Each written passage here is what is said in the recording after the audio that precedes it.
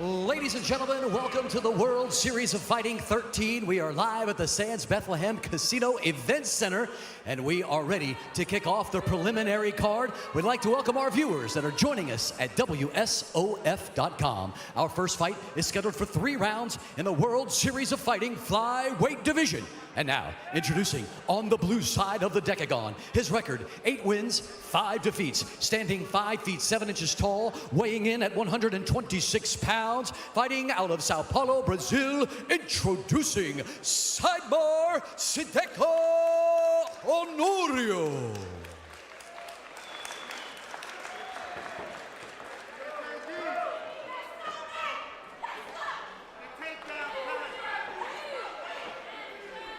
And now his opponent across the decagon, fighting on the red side. His record, 4 wins, 2 defeats, also standing 5 feet 7 inches tall and also weighing in at 126 pounds even. He fights out of Lancaster, Pennsylvania, introducing Nat SMG Lozano.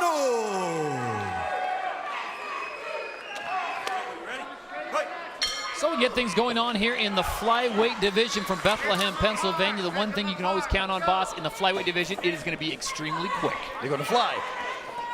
Like these people at the casino that we just saw. It's really fast. Lozano in the white trunks, Honorio in the black trunks.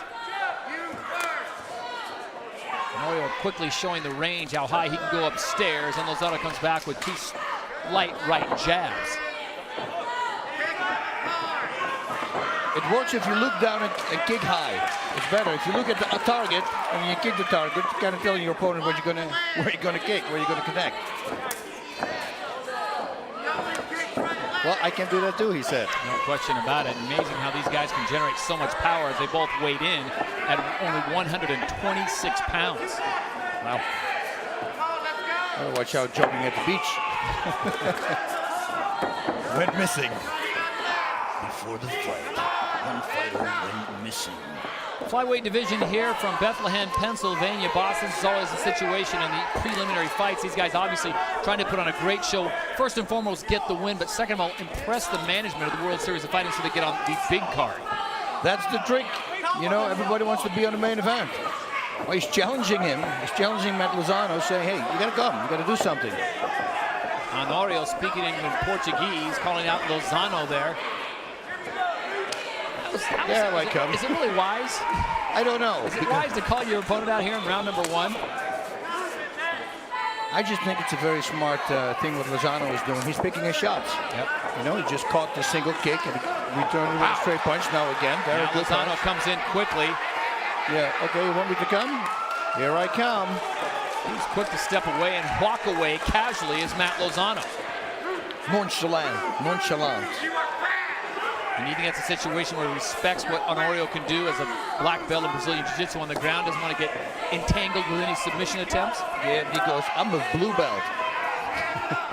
No, you see the strikes connected so far. Lozano out in front 6-2. And this is just round 1 of 3 in the flyweight division. The World Series of Fighting 13. Look at that, a little shot by straight and a right kick after the right. Blood coming in the left eye of Honorio already. And Lozano does not look winded at all. Doesn't even look like he's broken a sweat yet. Stays outside the reach perfectly. Doesn't go too far away from his opponent. Very important, little details. Single kicks, he should counter it again. He did it a minute and a half ago. Oh, beautiful! To the solar plexus, he's hurt. And Lozano is just saying, get back up. He's not even going in for the closeout, boss. Now a left hook to the head and a right straight to the body is the best combination to hit that target again. Not 1, but 2 back rolls from Honorio. And Lozano at this point, boss, all kinds of confidence as we come under 1 minute and 47 seconds to go in round number 1. His confidence is sky high, feeling that he can do anything, anytime he wants to Honorio. He found the target. He set the tone. Strike to the plexus. Beautiful knee. And now he has to just follow it up. He still has some time. You know, preferably within 30 seconds because it's still tender right now. Honorio going upstairs once again, keeping Lozano honest, and Lozano comes in and does a great job of what Boss Rutan always like to say, if you come with a kick, come with a combo. Come with a combo, you know? You want to set up your kick or you want to set up your punches. As we come up on 1 minute to go here in round number 1, Boss, if you're in the corner of Honorio, what do you tell your fighter if, in fact, he makes it to round number 2? Close the distance. Start pushing the fight. Close, close, close. So it's very hard for any striker to move backwards and strike. Only very few can do it really well. But big combinations, we may not see a second round as Lozano comes in, and now he's problematic. This is problematic as Honorio locks up a leg. Yeah, but he's already out. Wow, great way to get back on his feet. Good defense. You see, that comes in handy when you're limber. You can simply let one leg on the nice knee bar. He has to, ooh, man, I thought he had it. Matt Lozano stepped right out of that. He loves that combination, left hook, right straight, right kick. You don't see that a lot. Most of the time it's a left punch, right kick. Final 10 seconds of round number 1. Or a right punch and a left kick. You have to do a capoeira style kick. It would look like. He's swollen. Yep. So left hooks, left kicks. For Matt Lozano. Round number 2 in the flyweight division here from the Sands Casino in Bethlehem, Pennsylvania, World Series of Fighting 13. Matt Lozano in the white trunks, dominating round number 1. Sidemar Honorio of Brazil in the black trunks, trying to find a way to close the distance and slow down the much quicker Lozano.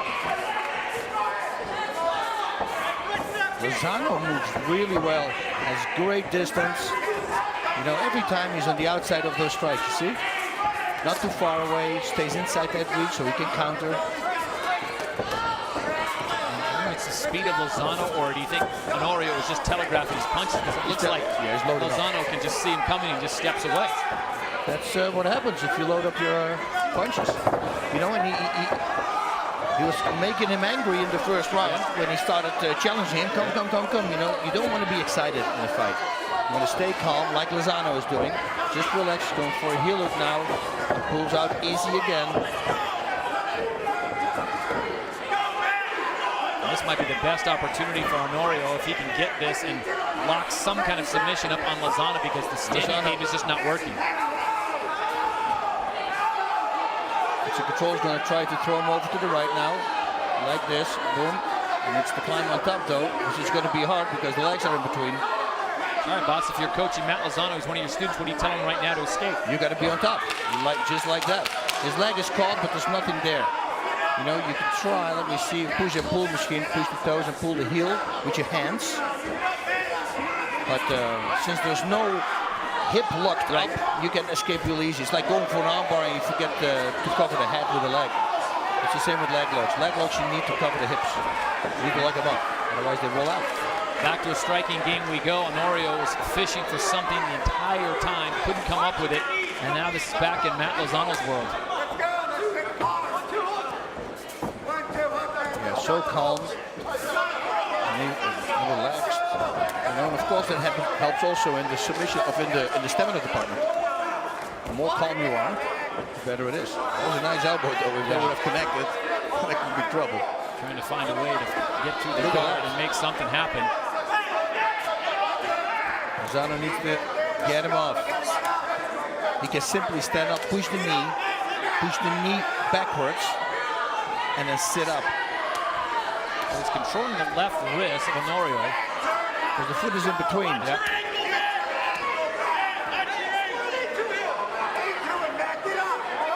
He's got to push the knee with his hands or try to slide it over like he did. There's an Achilles stand and pull. That one can actually, you can use a lot of power there. But again, you slip out.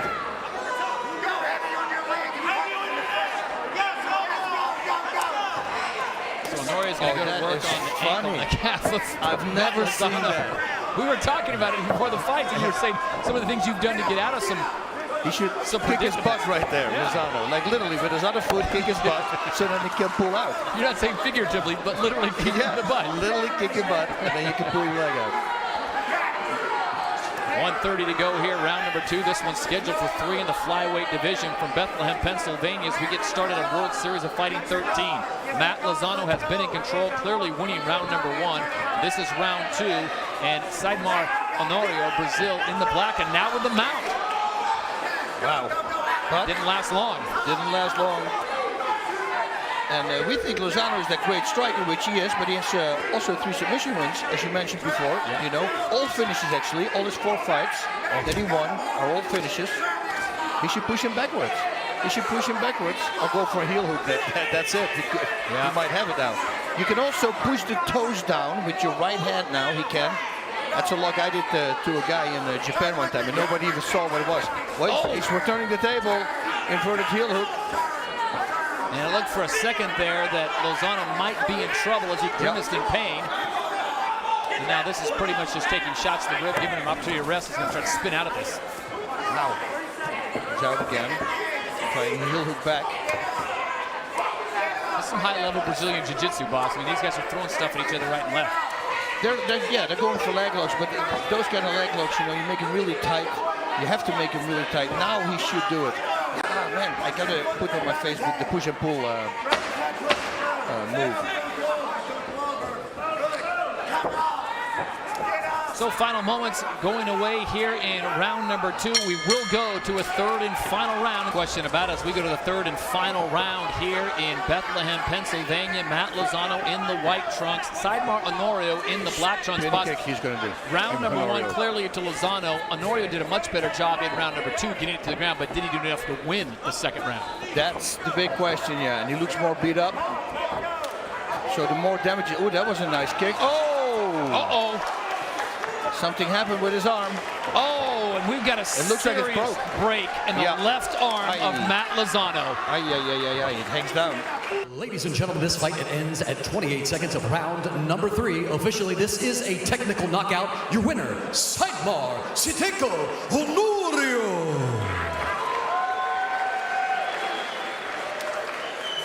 So we move on to the welterweight division here at the Sands Casino in Bethlehem, Pennsylvania. Matt Secor, 27 years of age, 6 feet tall. There you see the reach identical with his opponent, Brett Shoenfelt, who's 25 and 5'9". Both men weighing in just a hair over 170. Secor has the weight advantage. Here we go, ladies and gentlemen. We are scheduled for 3 rounds in the World Series of Fighting welterweight division. Let's get to it. Fighting out of the blue side of the decagon, his record, 4 wins, 2 defeats. Standing 6 feet tall, weighing 171 pounds. Fighting out of South Glen Falls, New York. Introducing Matt Secor.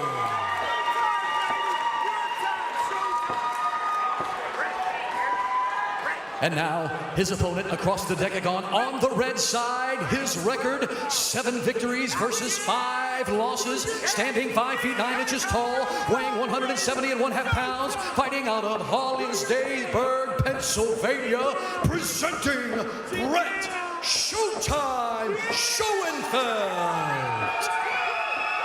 Get set for this welterweight bout on WorldSeriesOfFighting.com, all leading up to the main event on NBCSN at 9 o'clock Eastern Time. And we are live, so we can't say bad words, Check. Shoenfelt coming out in the green and black with a little bit of everything on his trunks. The much more subdued Secor in the black with the red trim.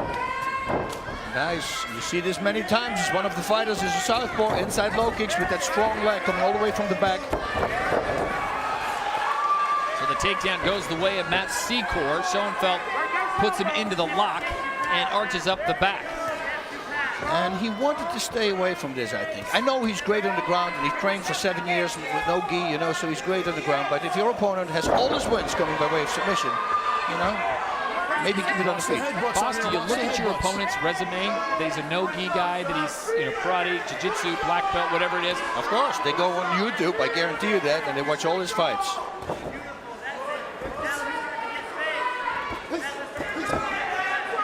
Action early here from the Sands Hotel and Casino in the welterweight division. Brett Shoenfelt, Matt Secor. Shoenfelt, I thought he was going to burn himself out the way he came out all jacked up, all hyped up, got in the cage. Cage bull in the corner, ready to go. You always jump up and you saw the hair flow in. You like the hair, don't you? It's got to be the hair. Maybe I'm a little jealous, you know, I don't have hair.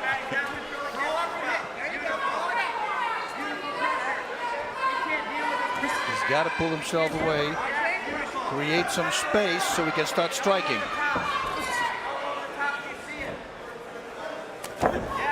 Big elbow coming from Secor.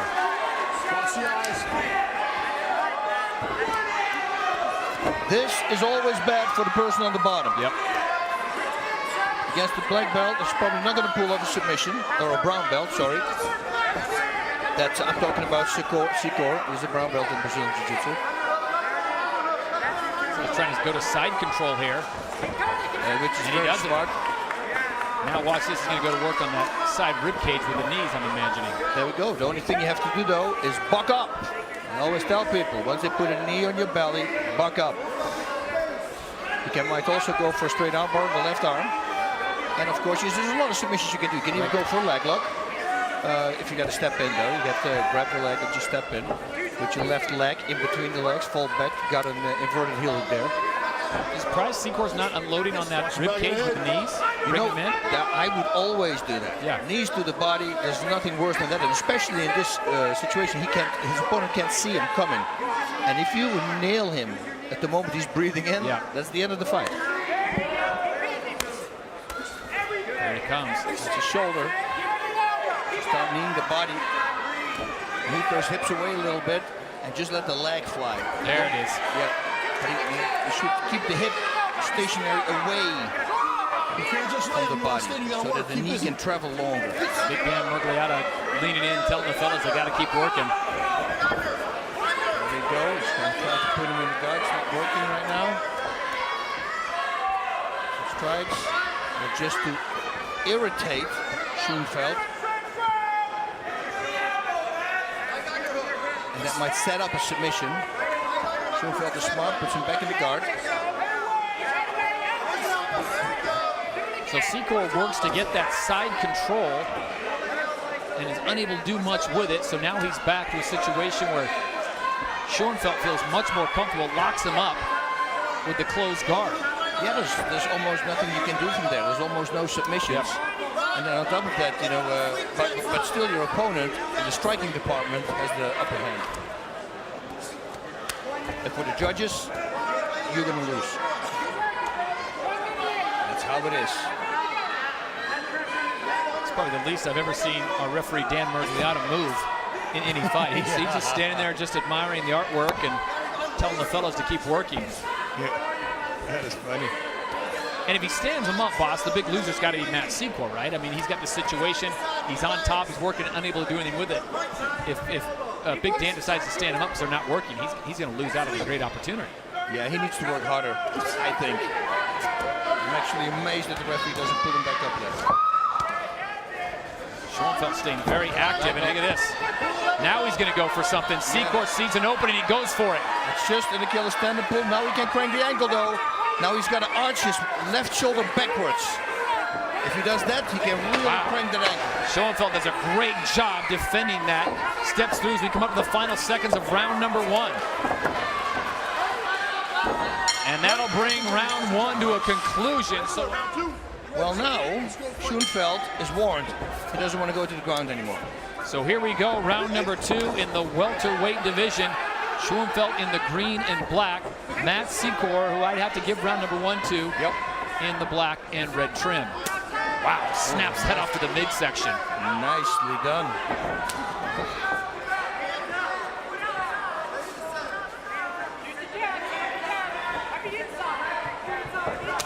Oh, nice high kick. He thought it was not a body kick. Brought his hands a little low. Not a good position.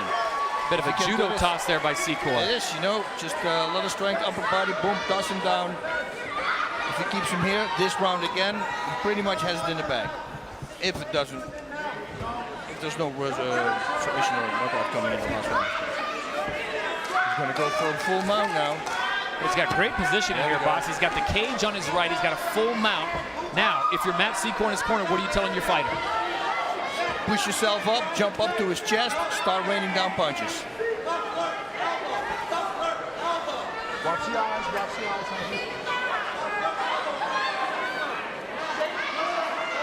This is just round 2. This one's scheduled for 3. And there you see the strikes connected. Relatively even. Secor out in front 15 to 11, but Shoenfelt spent most of round number 1 in this very same position, employing the closed guard, trying to slow down Matt Secor. Yeah, but he has to start working. I mean, the referee's going to warn him if he doesn't. Surprised he's not arching up. Here we go. Secor could posture up right here. He has to, because otherwise there's nothing you can do. You know, and what Shoenfelt can do, he can do double underhook, bear hug style, and then just pull him on him. Pull him on. There's not a lot that he can do either. He can strike, but he can't really create space, so there's not a lot of power in the strike. He has to put the left arm around his neck. Now Shoenfelt should trap his foot and flip to the right. As soon as his opponent has put the left arm around his neck, Shoenfelt can explode him to the right. But he's got to trap with his right foot. There you go. The left foot from his opponent as well. So you saw momentarily Matt Secor rising up there, posturing up, trying to get some punches in. Quickly goes back down. Shoenfelt trying to control the head. You see, it's harder there because the cage is there. Yeah, and as we were talking about, he's got such great positioning for him. If he turns into him, he gives up the back. Okay, Shoenfelt is bleeding. Yeah, big cut on the face, forehead area of Brett Shoenfelt. Shoenfelt again can trap the left arm now, trap it, and explode to the right. He should try at least. Boss, how about kicking out if Shoenfelt can posture and go lean to his right and kick out from the cage and at least get away from the cage? Gives him options on left and right. True. Yep, that would be a good thing to do as well. And look at this. As soon as we say that, Secor slides him back into the cage. Yeah, once he drives his head in there as well, it's going to be very hard for Shoenfelt to escape. And this is a tough situation for a referee. Dan Mergliata is circling around trying to see what's happening. Obviously, he wants to see action, see them working, and they're doing just enough at this point. Shoenfelt should, every time he traps that left arm from his opponent, he should try to explode to the right. Trust me. You don't want to roll that side because you give your opponent your back and you're going to get a rear choke. Left underhook, right there. Right, attack. Watch the There he goes. There. Nope, and there it is. So he gave him the back, and now Secor postures up and starts raining down blows. Yeah, and he was sitting on the chest, so then when his opponent bucks up, there's not a lot of movement. Right now, Brett Shoenfelt is in a world of hurt, doing a great job just to stay alive, but he's giving Matt Secor every option, giving up the back, the full mount. Mouthpiece has come out. Goes for the rear naked. Can he pull it in? Look at that. Yes, it looks like he slipped under. Now you see the power strike, 17-1. That's it. That is it. Matt Secor gets it done in round 2. Wow, 5 submission wins. 5 wins, 5 submissions. Ladies and gentlemen, this fight ends with a tap out due to a rear naked choke at 4 minutes, 31 seconds of round number 2. Your winner, Matt Secor.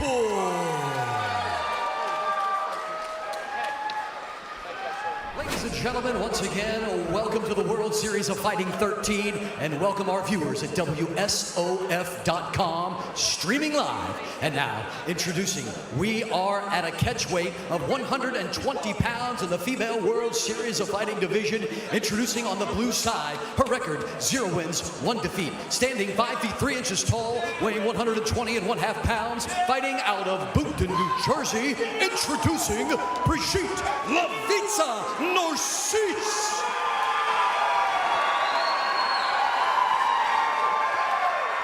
And now her opponent across the decagon on the red side. She is undefeated with 1 victory. Standing 5 feet 9 inches tall, weighing in at 122 and 1/2 pounds, fighting out of Kenilworth, New Jersey, presenting Katlyn Chookagian. She's going to try to take this fight to the ground. Her opponent, of course, being the Golden Gloves champion, is going to keep it on the feet. Try to keep it on the feet. Ready to start throwing the jab there. Good footwork. Right away, move to the side. Big knees coming Chookagian at 5'9", having no problem going upstairs in the much shorter 5'3" Narcise. But she needs to watch out, because now Narcise has the clinch. And of course, she trains in mixed martial arts, Katlyn, but you know, if your style is better on the feet, stay on the feet. Avoid the clinch. Narcise with the very powerful legs, trying to step through and get a judo toss in or something to get this thing to the ground. That's going to be a tall order for her all night long, because a 6-inch height advantage to Chookagian. Yeah, she needs to stay here the whole time. Grab that leg now, see if she can take the takedown, get a takedown. She's got, oh, look at this. Chookagian is looking like she wants to go for an omoplata. No, it's a triangle choke. It's on already. Now I see it. Wow. Let me see. Wait. And she's not just happy with the choke. Look at this. She's raining down the elbows as well. Narcise going to try to step through. Very nicely done. She's got to push her hips up and pull the head. And what Narcise is doing, moving to the sides, very smart. Post that knee on the face. She can do that. And then push off on the face. You can't knee the face, but you can push your knee on there, place it on there, and then push yourself away. And then the harder your opponent holds you with the legs, the more power more pain she's going to get on her face. It's a really nice way to escape. And she is out, jumps over the top, and now she's going for the omoplata. Wow. Early action here in the women's catchweight bout of 120 pounds. Katlyn Chookagian in the purple and Brigitte Narcise in the black. She knows the ground game too, our boxer. She's staying active too. Yeah. If she can bring that arm over there, you know, where's the, oh, it's like that. Well, yes, she can still pull it off. No, she has to watch, she has to control the body, because otherwise they roll out, just like we did. And Chookagian steps away.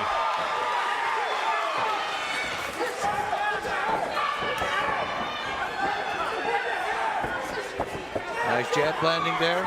Stick and move. That's what they call it. Yeah, this is where Narcise can have a problem. You can see early on there, even if she tries to come in, she's got to get through that reach. Right uppercut, sorry. Lead uppercut on it. Boom, and again. She can throw an uppercut from far away with the long arms. Oh, that punch you have to watch out for. High on the head, we saw it. Rothwell delivering one to over him, and he went down.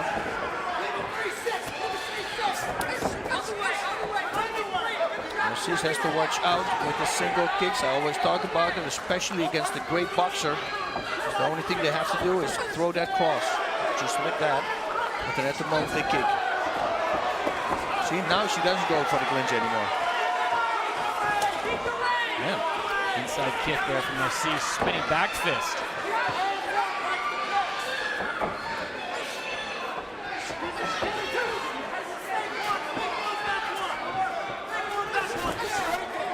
Every time she comes in, talking about Narcise, she gets tagged with that straight left. Nice low kick. Preferably I would set it up, because you don't want Narcise to grab that low kick and go for another takedown.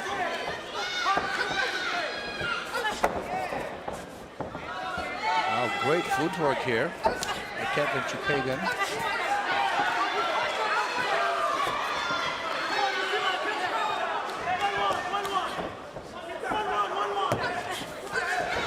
There she grabbed that leg. Just to watch out for that. Now she's looked at her corner, looking for instructions. I would not look. I would just aim my ear to the corner. At the corner.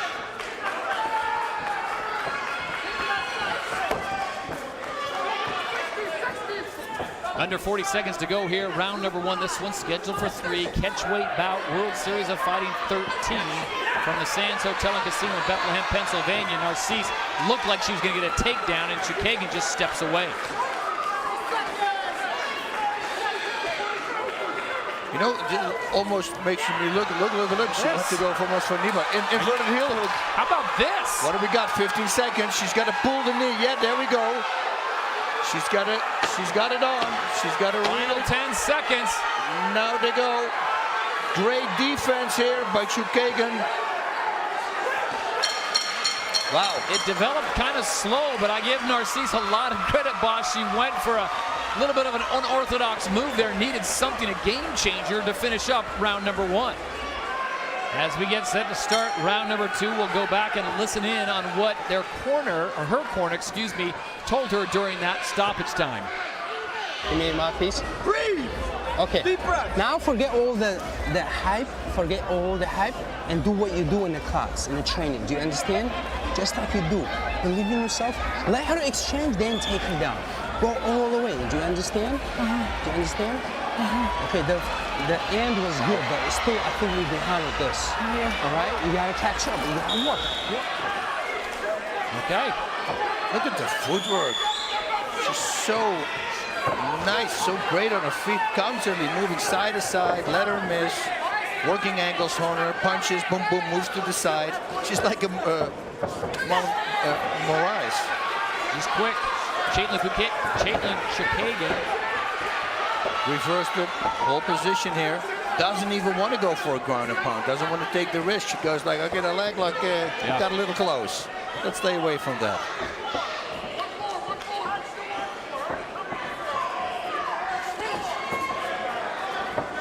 We saw it earlier in the fights tonight, and Matt Lozano had the speed advantage on his opponent, Honorio, and in the end, it was Honorio who goes upstairs with a high kick. Lozano goes to block it, breaks his left forearm. Yeah, that was wild. He's dangling there. But the speed factor up until that point was, you know, Honorio just had no answer for it. And that's what we're seeing here also now. Doesn't go straight back, golden rule, and she lives by that rule. Great takedown defense here again. Go for a leg lock again now. Now she's got to pull the right knee, and I'm talking about, Narcise. She can't do it anymore now. She's out. Narcise in the black, trying to fish for another submission attempt on Chookagian, who calmly spins away and gets the fight back on her feet. Leg locks, you don't want to start fishing for the heel hook. You want to pull the knee to the opposite side, and then the heel will automatically present itself. Oh, that was perfectly right timed. Now elbows, yeah, that's it. And again, she's out. And you're right, Narcise stepped right into that. They're going to call the doctor and take a look at her. She walked right into that. Official timeout as Bill Bookwalter wants the doctor to take a look at this.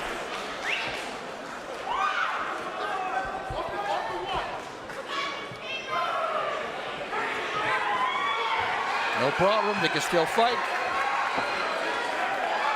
It's underneath the eye, which is a good thing, so blood cannot get into the eye. Above the eye, you know, many times you see the referee stop it. Oh, look at that. Oh, man. She's a kickboxing champion, too. That's impressive. That was very nice. Oh, Superman punch. Man, you got to give it to Narcise. She's got a lot of heart. Boss, do you think this would be a different fight if Narcise was 5'9" and not 5'3"? Yeah, a completely different fight, I think. Well, still, the footwork from Chookagian is really good. You know, not to take anything away from Katlyn, she's doing a great job, and she's clearly winning this fight, not just because she's taller.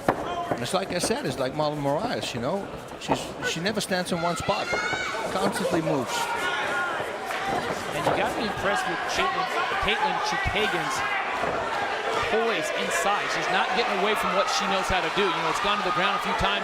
She could probably go to the ground and exchange with Narcise, but she said, that's not my world. I'm not having any part of it. Yeah. So step away from that. Keep this thing on its feet where she has been dominant. And you can see that she competed more because she picks the smart way. Sometimes you go like, oh, but I can do the ground too. And you know, it's an ego thing. Right. And then you go to the ground and suddenly you can't go out. Yeah. Because otherwise the people in the audience are going to think that I'm not good on the ground. You know, it's that ego start talking to you. Don't listen to that. Just play your game. Be well-rounded, but do what you do. That's it. Katlyn Chookagian, 25-year-old out of Kenilworth, New Jersey, taking on Brigitte Narcise out of Boonton, New Jersey. The battle of the Garden State, but this one's clearly in favor of Chookagian. And would you call that purple? I'm not good with the colors. That fuchsia? It's purple, yeah. Lavender? It is purple. Lavender, yeah.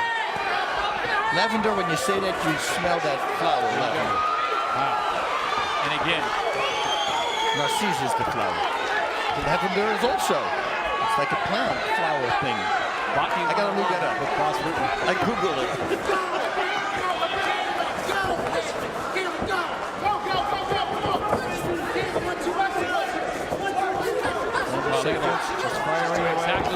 tells her, look at that, just pushes the fighter away. Combination 1-2, 1-2, push away, step away. Final 10 seconds, round number 2. This one's scheduled for 3.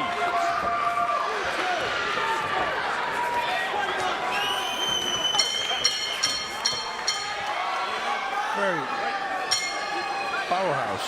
A lot of heart in that young lady. 44 years young, as she comes to the world of MMA, and she's coming out firing. Yeah, that's what I always say. With good strikers, she knows still if you can push him backwards and keep him inside the whole time, it's very hard for them to strike. But here she goes again. Move to the side right away herself. Pop, pop, as she moves away. See, tuck, tuck, move away.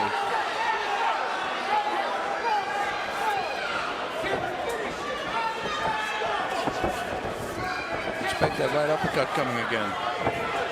Nice knee. Nice, another one. Controlling the head, and there it is. There it is. It's over. Wow.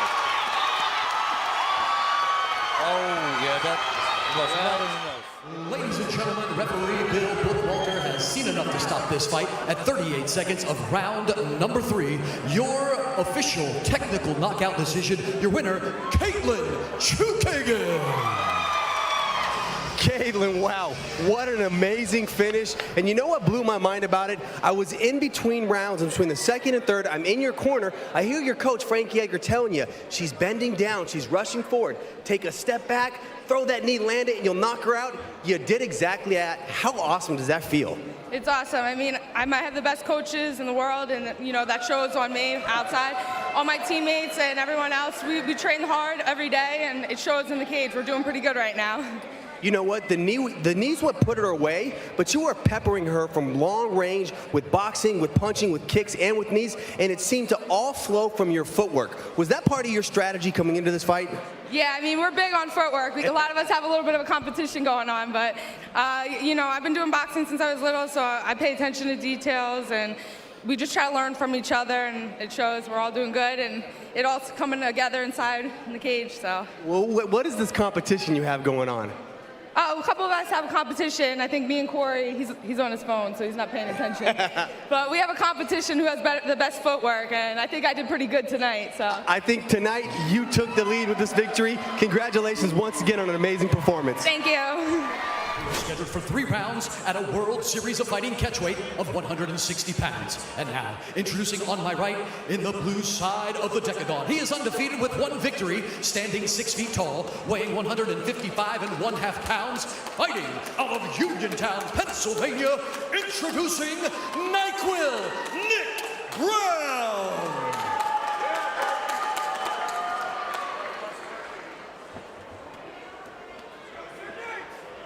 And now, his opponent across the decagon on the red side. He is also undefeated with 3 victories, standing 5 feet 8 inches tall, weighing in at 164 pounds, fighting out of the fighting city of Philadelphia, Pennsylvania, by way of Telford, Pennsylvania, presenting Sidney Outlaw. Sidney Outlaw in the red trunks, Nick Browne in the black trunks. Both of them listed as lightweights, but it becomes a catchweight bout. We'll see how that plays out as the fight progresses. This one's scheduled for 3 rounds. Sidney is married, he has in-laws. And his name is Outlaw. Oh, an Outlaw in trouble early. Wow. Explosion, well, that's the box. That's it, that is it. NyQuil Browne puts him to sleep. Ladies and gentlemen, this fight is over at 25 seconds of round number 1. Your winner by knockout, NyQuil Nick Browne.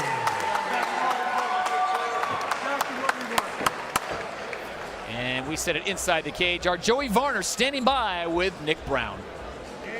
Thanks, Todd. Nick Browne, man, congratulations. That was a phenomenal first round finishing. How satisfying is it to go through a whole training camp, train your butt up for 8 weeks, and come out here and get to knock out a guy in the first minute of the fight? Oh, it definitely feels great.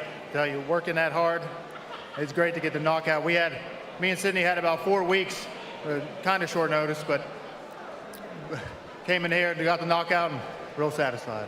You got the name The nickname NyQuil. I think you showed us here tonight exactly why you earned that name. Absolutely. The pro boxing came in tonight, stuck the move.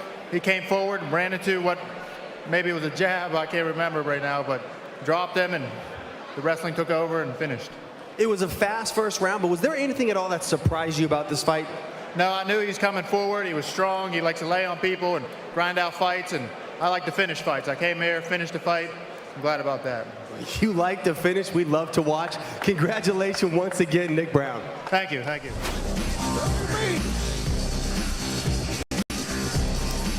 As we take a look at the tail of the tape for our welterweight bout between Tenyeh Dixon and Emmanuel Walo. Dixon checking in at 36 years of age, 6'4", 169.9 pounds. There you see his reach. Emmanuel Walo just 27 years of age. He's 5 inches shorter. And his weight, 171.8, is 74-inch reach.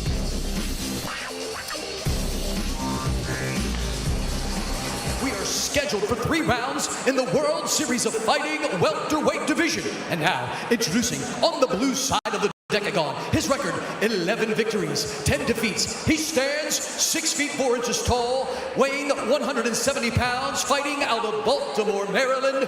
Introducing Tenyeh Skinny Man Dixon.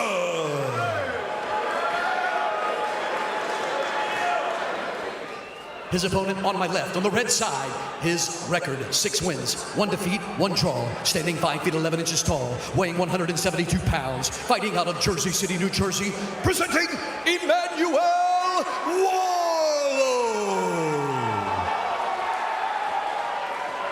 We're all here in the Keystone State, our final prelim bout in the welterweight division. Emmanuel Walo and Tenyeh Dixon, and they come out firing. Open cage. Skinny Man starts throwing his big legs to the body of his opponent.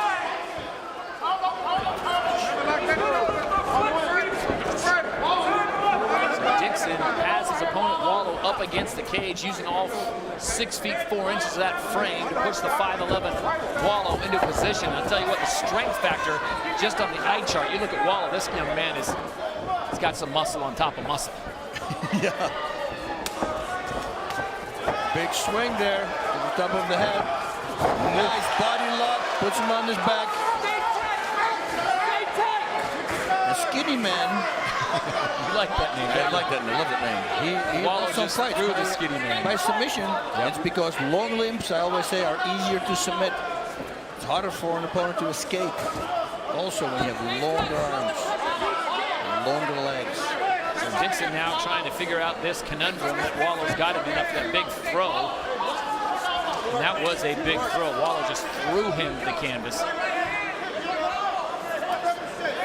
Going to go for a Darce choke. Yes. Looking for something here, isn't he? Yeah, he looks for a Darce. He's going to look at him, though, behind his left elbow, his biceps. Still looking for it. If he can look it up, it would be great. But if he loses position, what do I always say? Position above submission, guys. If you feel you lose your position, let go of the submission attack. I'm going to stay on top.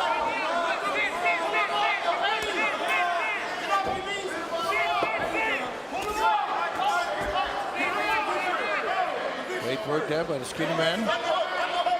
Tenyeh Dixon working him up the cage.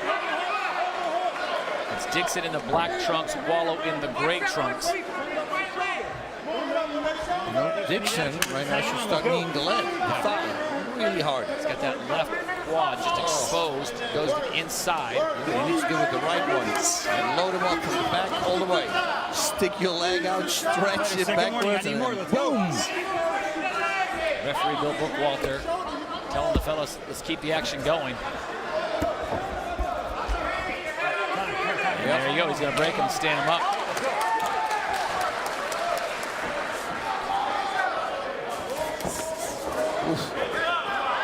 You know, feeling out period between these two guys. They're just gonna go out and start throwing some leather. I thought he was gonna come with the left high kick, and Walo thought the same thing.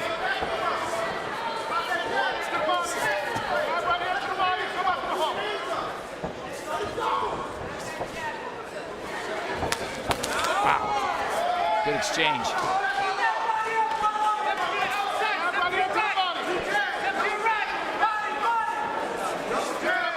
Since you throw that jab longer, more, use it.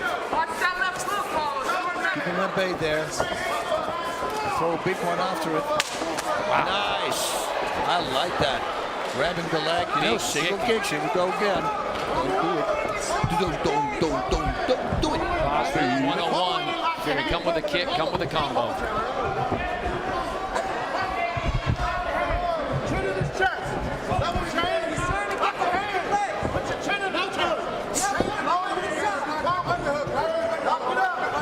What do you see so far, boss? We go under 1:20 to go here in round number 1. First, let's start with Tenyeh, skinny man Dixon. Well, I see when he's on his knees, he's almost the same height as his opponent.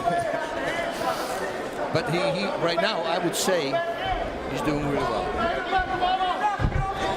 But again, he's in that same position that the referee broke him up with like a minute ago. So he needs to start doing something. I want to remind you, coming up at 9 o'clock Eastern on NBCSN, switch on over to the network and watch the live show, World Series of Fighting 13. That's coming up at 9 o'clock Eastern on NBCSN. Walo again escaped that same position, had his back against the fence, just bloop, made a complete 180, and he's back. Now he wants to go for a takedown. Great takedown defense there by Dixon.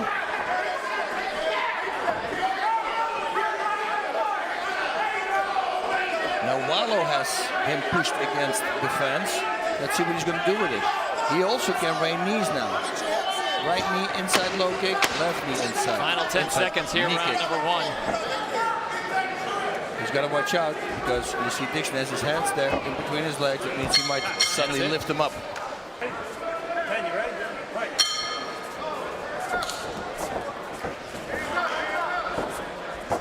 Dixon coming out. Little Apollo Creed. Hands down. Trying to show his speed to Walo. Nice. Set it up though. Goes in the first part to get counted with that.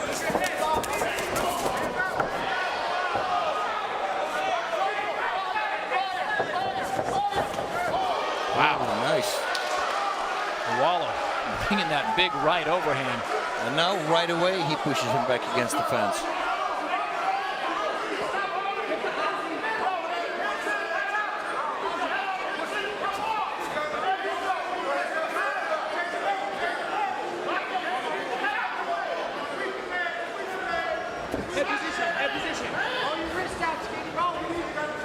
Once in the clinch, not a lot happens. That is smart. Start working. You like those knees? Yeah. What he can do, what Dixon can do now also, stick his left knee in between those hands and then break that grip. Stick his knee in, push it off, and then maybe start hitting with the left hand. Still to come tonight, Marlon Moraes, the champion, as he goes head-to-head with Cody Bollinger, who took the fight on 2 weeks' notice. Now, fighting Marlon Moraes is always a difficult task. Yep. Fighting Marlon Moraes on 2 weeks' notice, boss, is almost an impossible task, but as we've seen tonight, anything can happen. You know, he goes into the fight more relaxed. You know, there's not a lot of pressure for a fighter because people can always say afterwards, even if he loses, he says, yeah, well, I had 2 weeks to prepare.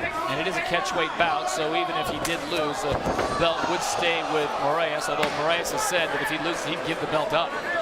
Oh, wow. Yeah, I asked yesterday on Inside MMA, Ray that question. I said, it's an automatic title shot, right? If Bollinger is going to win. He says, yes. Meanwhile, we're going to 3 minutes here in round number 2 of this welterweight bout. Our final prelim here on WSOF.com. Walo in the gray trunks, Tenyeh Dixon in the predominantly black trunks with gray trim.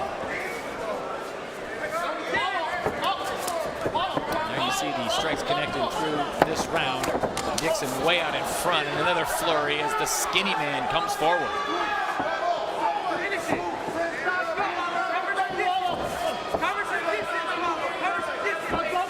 Does that make you top 10 all-name team? Skinny man? Skinny man. I like skinny man. You like that name, don't you? Yeah. Tenyeh Skinny Man Dixon.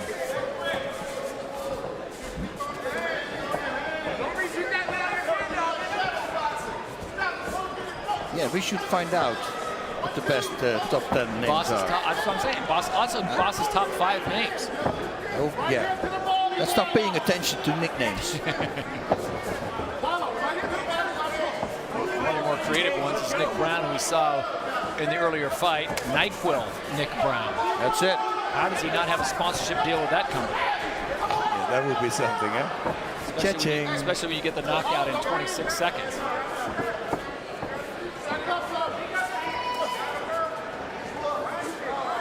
Gonna need a little bit more power strikes, guys. Oh, unintentionally.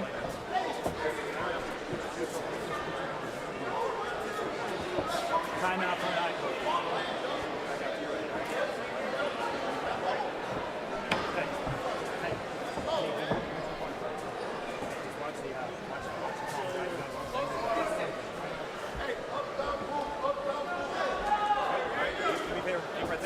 Walo should start taking the body, straight to the body. You know, it's always closer than the head. There was the eye poke on the left, and it's just he walked right into that straight left jab. Yeah, he was trying to keep him away from him almost, it looked like.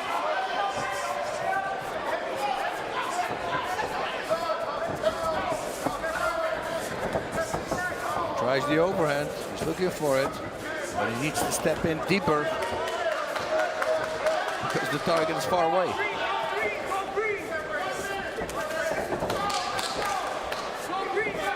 Under a minute to go here in round number 2.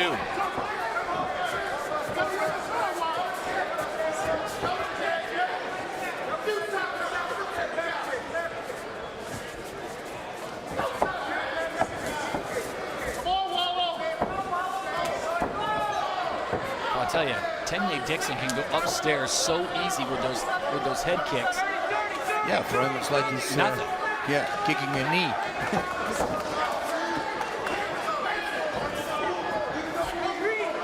But he needs to set it up with some strikes, open up the target, and then go for it. See, after that, a left kick. Double jab, right straight, left kick, boom, to the body. He kicks, but at the moment he connects, it's kind of like he lets the power off. He doesn't push his weight into kicks.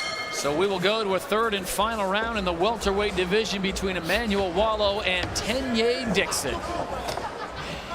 As we get set to start the third round, we check in with our Joey Varner. Thanks, Todd. I was in the corner of Tenyeh Dixon, and his coaches were all urgency. They said, if you want this fight, if you want to win this fight, you have to go out there right now and let your hands go. You got to get in his face. You got to throw punches. You got to fight from the beginning of the round to that last bell if you want to walk away with the W. Inadvertent low kick there. They're going to fight on, and that's exactly what they did. Joey Varner, they come out and they start throwing some serious leather as Dixon comes out now and changes things up just a little bit. You get the sense that Walo may have gotten the exact same message in his corner, boss, and he's got to come out and win this thing. I was going to say the same thing, because otherwise he's going to lose it. He needs to start swinging away, go to the body, left hook to the head, right straight to the body.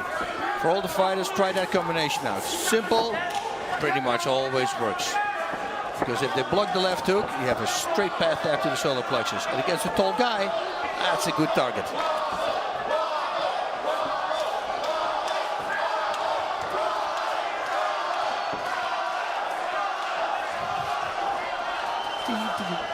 Chanting starting in the arena for Emmanuel Walo. This is one of those fights, boss, where even though we are near close vicinity to a casino, I wouldn't put money on either man having this fight wrapped up at this point. No. You never know what the judges are seeing from their angle and what they like and what they didn't like. So I think as Joey reported, every corner's got to tell him, if you want to win this fight, you got to win it here. It's a toss-up. What do you always tell me? Never leave it to the judges. It's the worst thing you can do. This is the third and final round, under 3.5 minutes to go.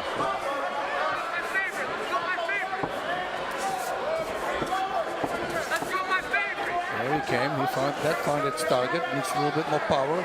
A little deeper instep there for Walo. And if I was Dixon, I should start throwing that jab, follow it up with a big right. And another left hook. Pop, pop, boom, big right, left hook.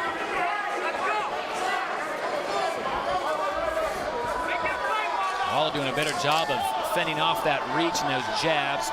pawing away at the lead hand of Tenyeh Dixon. Dixon comes in with the big right and just misses. It was nice what he did. Set it up with the left straight to the body. Loading up that right hand, and he takes a tag to the head.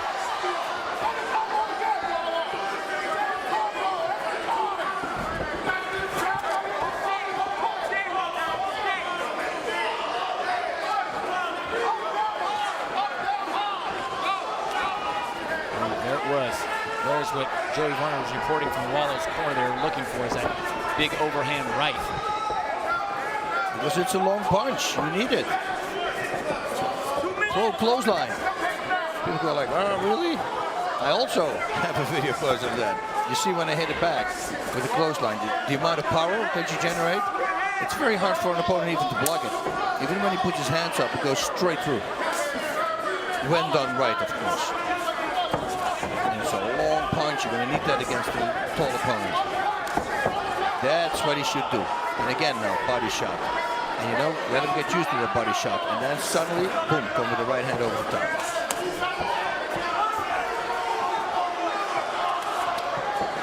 That was nice. Cross inside low kick. You see, that's working. That's setting up kicks. And that also, that was set up nicely. 90 seconds to go in this one.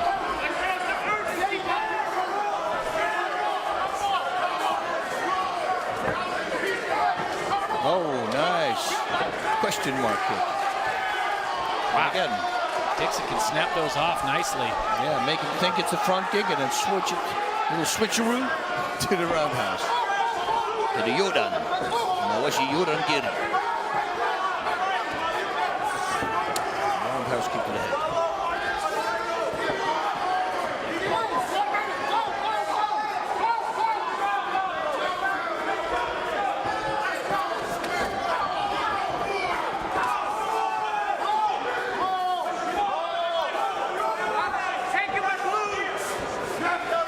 Coming up on the final 30 seconds of this battle, the welterweight division, Emmanuel Walo in the gray trunks, Tenyeh Dixon, the taller man, known as Skinny Man. And boss, as this round has gone on, it looks like Dixon's gained a little more confidence. Walo's been in the mix, but he just hasn't landed the power shots that I think he needed to pull ahead. Yeah, it's going to be hard to judge this fight.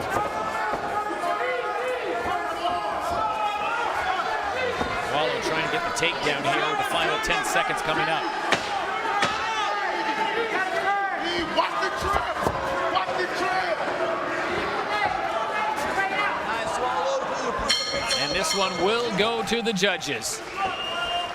Ladies and gentlemen, after 3 rounds of professional fighting, we will go to the judges' scorecards, and they have given us a split decision. Judge Raymond Kruk scores at 29-28 Dixon. Judge Cardo Urso scores at 29-28 for Walo. And Judge Brett Coleflesh scores at 29-28 for your winner by split decision, Tenyeh Skinny Man Dixon. As we send it back inside the cage, Joey Varner's with our winner. Thanks, Todd. Tenyeh, congratulations on your victory here. It was a back-and-forth battle. It was a split decision, but when that final bell rang, how confident were you that you did enough to get the nod? Well, you know, my corner, they weren't confident. I mean, half my corner was, other was, but it was close. We know it's close. This kid pulls out a lot of close fights in his career. Most of it, I think all of his decisions that he's won has been by decision or split. So we didn't know how it was going to go, man. They was going to give me a rough time. You know, I'm sorry for the boring fight, guys. You know, it's been a year and some change since I've been fighting. So, you know, I'm glad to get the rust out. You know, and next time you see me, I'm telling you, the rust is going to be off, for sure. Well, you mentioned your corner, and in between that second and third round, your corner, they had a sense of urgency. They told you, yeah, you got to go out there, you got to get in his face, you got to let your punches go. Was that the advice you needed to hear to go out and finish this fight strong? Oh, absolutely, man. You know, Coach Cordell Hunter, big shout out to him, McAnthony Thompson. Cordell's been with me for about 10, 11 years. He knows exactly what to say to get me going. These guys believe in me. You know, they wouldn't put me out here if they didn't believe in me. They really know my abilities. They see the things I do in gyms and the things I do to prospects in gyms. So when I come out here and fight like this, you know, even though we got the W, we still got some work to do, man. I just hope that I can't be rusty. You know, like I told you earlier, I spent the last 3 years fighting on 2 weeks' notice, man. 2 weeks' notice. So I finally got 6 weeks to prepare, and I finally did not get tired in the fight. So that was a good thing. That was definitely a step ahead. I wasn't tired in this fight. Finally. We are live at the world famous Sands Casino Resort in Bethlehem, Pennsylvania. We would like to welcome our viewers that are watching live at NBCSN. It is time to begin the main card. Our first fight of the night is brought to you by Autoshopper.com. 3 rounds in the World Series of Fighting lightweight division. And now, introducing on the blue side of the decagon, his record 7 wins, 2 defeats, standing 5 feet 8 inches tall, weighing 155 pounds, fighting out of Amsterdam, New York, introducing Tommy Guns Marcellino. Across the decagon, his record is impressive. 8 victories, only 1 defeat, standing 5 feet 11 inches tall, weighing 155 and 1/2 pounds, fighting out of Howell, New Jersey, presenting Frankie Perez.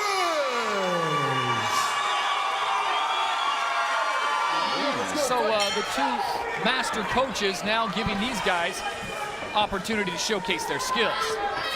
Perez there, really nice how he pulled his leg back for that inside low kick, and then right away he returned one of his own, and that one connected. This one too. Both these guys brown belts in Brazilian Jiu-Jitsu. Oh, spinning back elbow. Tom Marcellino getting crafty early on. We'll try to ID the fighters the best we can as they move around. Right now you've got Marcellino working on the left side of your screen and Perez on the right side of your screen. Marcellino with the blue wrap around his wrist. And Perez has red. Coming back, he's coming there, or a back fist from Marcellino. He's setting it up, looking for it. Oh, that was smart from Perez. He saw he was loading up for it, and he just kicked him with the left. Good hand speed from both fighters. Frankie Perez, who trains with Marlon Moraes, Frankie Edgar Barbosa, just to name a few in his camp. It's so funny when you see 2 great ground fighters. Most of the time it's going to play out on the feet. Just like now.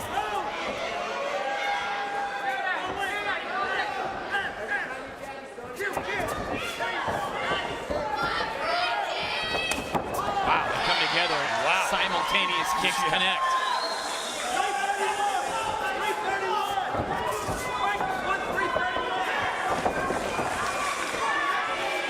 See the mutual respect of the hand speed that both these guys had. You talked about it a little bit, boss. Frankie Perez probably would love to see this fight get to the ground, but right now he's doing a great job with the stand-up approach. Yeah, he's really good. Great distance also. I always talk about that. You know, stay outside the reach of his opponent. You know, let him miss and then come back with counters. Both these guys with impressive records. Perez at 8-1, Marcellino at 7-2. Yeah, Perez tried to sweep the leg, just like in Karate Kid. But now he has his back against the wall. Fence. This difficult situation for Tom Marcellino, who checks in at 5'8". If he wants to bring the knees up into Perez, he's got to be very careful not to go low. Oh, wants to go for a throw there. But then Perez tries to reverse it. Marcellino getting his stance. It's almost like he was looking for a knee bar there, you know, because his opponent, Perez, has his right leg in between his legs. Sometimes he makes a somersault, and I'm talking about Marcellino can do that. He go for a knee bar. Perez was looking to throw Marcellino twice, just couldn't get the job done. So now it's Marcellino with his back up against the cage.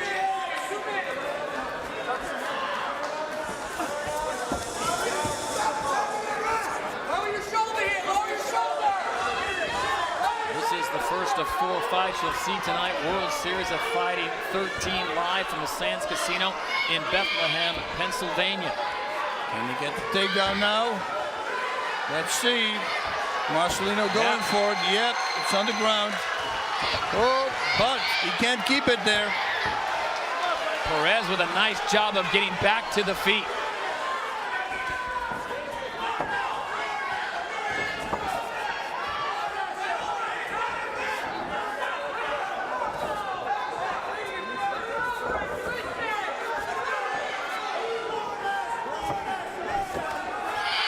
constantly stalking there. Left uppercut, left hook, right straight. Nice body shot. So the spleen section there. Under a minute to go here in round number 1. This one's scheduled for 3 in the lightweight division of the World Series of Fighting. A bit of indecision there by Tom Marcellino as he comes forward. And again, he connects with that left hook, right straight, and a big right afterwards. Oh! Big bombs throwing here. Wow, Perez with a flurry.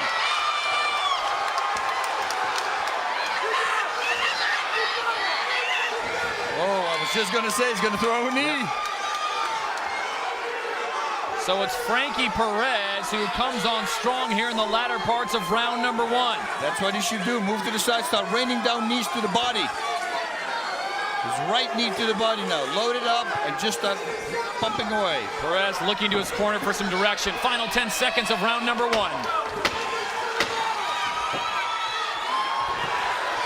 And we will see a second round when we return to Bethlehem, Pennsylvania, the World Series of Fighting on NBCSN.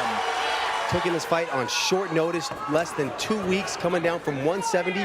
What was the weight cut process like for Cody? It was extremely difficult, but we got the job done, and now he's back to close to 170, so I think we're going to have a major size advantage. How much toll did that take on his body, cutting so much weight in such a short amount of time? I mean, it was extremely difficult. Anytime you cut weight, it can be kind of hard, you know, but I think with his father being a nurse and our experience in weight cutting, I think we're feeling good, you know? Urine is clear. We're hydrated. Awesome. Well, good luck tonight, guys. It's going to be a great fight. Thank you, brother. All right, thank you very much, Joey. That fight coming up in our main event. Marlon Moraes taking on Cody Bollinger, who took the fight on a 2 weeks notice. And for those of you new to this event, Marlon Moraes is really at around a 140-pounder. Cody Bollinger was 170 just a few weeks ago, so that is some serious weight cut, boss, but it sounds like they did it right. And back to 170 almost, he said. So that's a big weight advantage.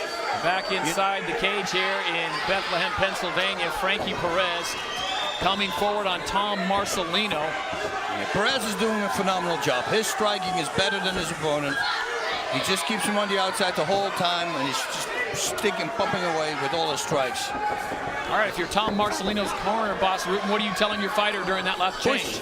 You got to push. You got to push, push, push, push. If you have a better striker than yourself, you got to push the fight. So it's hard for the guy to strike because he's moving backwards. Great takedown defense. Can maintain it. Nice knee to the body. Oh, I love that when people do that. And now it's Marcellino on his back. Perez not going to follow him down there. He's going to stand there and just tee off on the kicks. Why would he go down? Yep. Both these guys are good on the ground. Hey. And Marcellino going for an up kick. Frankie Perez walked right into it. Unintentional. Marcellino just trying to defend himself, boss. And that's the danger of those up kicks when you're not right against your opponent. Yeah, he looked at Marcellino and he says, why? So now under the discretion when the clock is stopped, Big Dan Margliata will control when this fight restarts, giving Frankie Perez plenty of time to regroup. All right. I guess Perez doesn't want to leave him off the hook. No harm, no foul, and that's easy for us to say because we're sitting outside. Yep. Inside leg kicks coming from Perez. Yeah, and nice ones. You know, he has still put some power on there. Nice little battle in New Jersey versus New York. Perez from Howell, New Jersey. Marcellino from Amsterdam, New York. Well, I saw Perez in his corner, Frankie Edgar. That's a good sign to have a coach like that in your corner that you're probably sparring with. Well, you got Barbosa, Marlon Moraes, guys that he spends a lot of time training with. It's a pretty solid crew. Looks like Marcellino is setting up a big right hand, but I think he's going to change it into a back fist. And a slip by Perez as he was coming forward on that kick.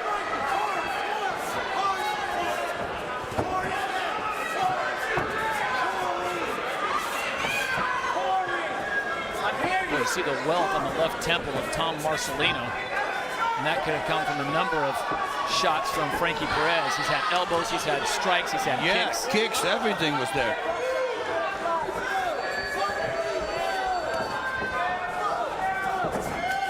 Wow, nicely countered again. And man, does he put his whole body weight in those strikes. If it connects, that could be the end. Perez body shot again. Perez really looks good tonight, boss. As you talk about his combinations, he's coming forward with purpose. He's got great footwork. There we go. Look at that. Oh, can he take it? He needs to push his hips further out. So he throws the legs of his opponent forward so he can put him on his back. Good sprawl coming from Marcellino.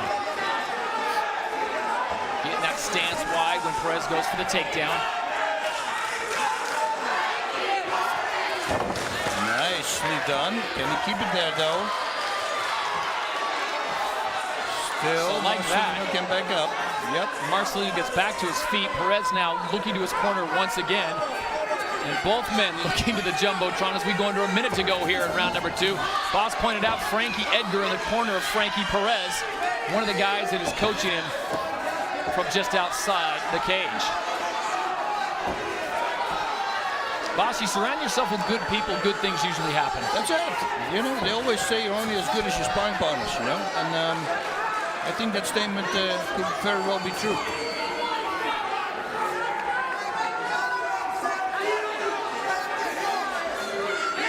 Nice shoulder punch there from Marcellino.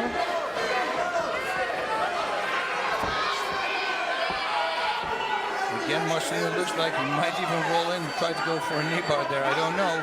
He needs to let the head go, make a somersault forward, because that leg is right in the middle there.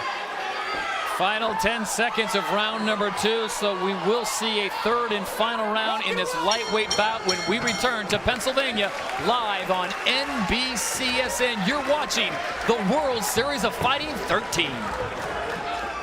Back at the Sands Casino Resort in Bethlehem, Pennsylvania, the third and final round in the lightweight division. Frankie Perez on the left side of your screen, Tom Marcellino on the right, trying to get a takedown on Perez. As the fight continues on, we check in with the third member of our broadcast team. Here's Joey Varney.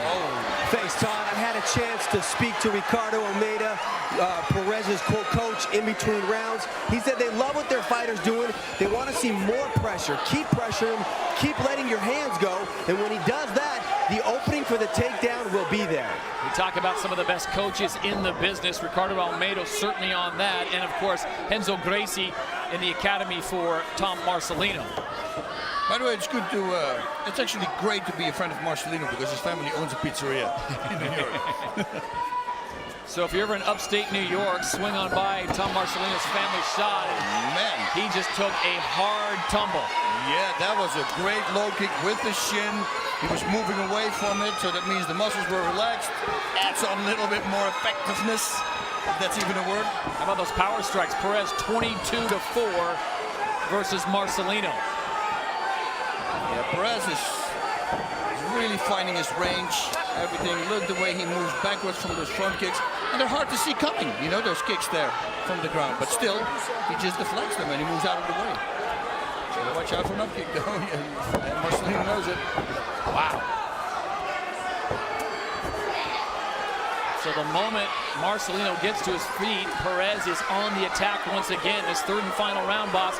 Tom Marcellino's got to find something. He's got to find some weakness in Perez's game and exploit it because he is now under 320 in this fight. Yeah, needs it on the ground, and then when he ends up in the guard, he has to watch out because Perez has some sneaky triangle choke attacks. So he needs to start unloading. He really needs to close with a big bang.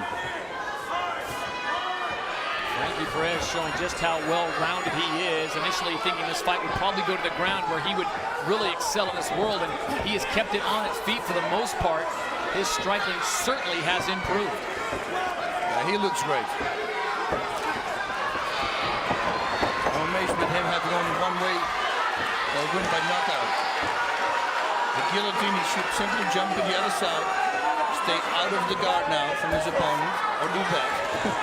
Get out. Expect a knee to the body again. Oh, look at that. Man. Now he gets the takedown of Marcellino. Yeah, and he's in half guard. Let me see. Now butterfly. Look how calm Perez is. Taking a moment, catching his breath, looking to his corner, getting some direction. Well, it's simple. You know he can strike, so he needs to push himself away from him, create space, start striking. Knees to the body again now. He's going to take the back of Marcellino. Yeah, Marcellino, you know, he has to watch out, but Marcellino can still stand back up. Like this. Knee the back of the thighs, or the face.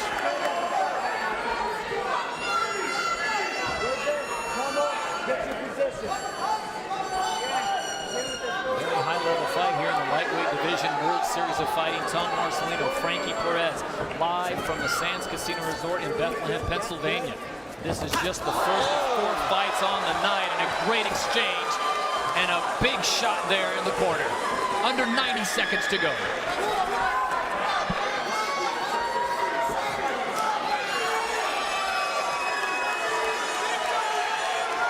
Coming up next in the bantamweight division, it'll be Isaiah Chapman and Timur Valiev. But still, a minute plus to go. Frankie Perez and Tom Marcellino, and Perez just being cautious here, does not want to get caught. That was nice there, what Marcellino did, push the head backwards and then deliver a strike with the other one. And he needs it.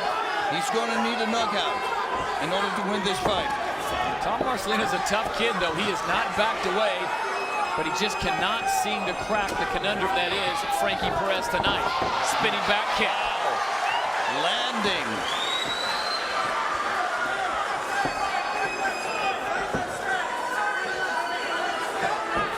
Final 30 seconds. Perez really has to watch out here. He knows that only a knockout coming from Marcellino can make him lose this fight.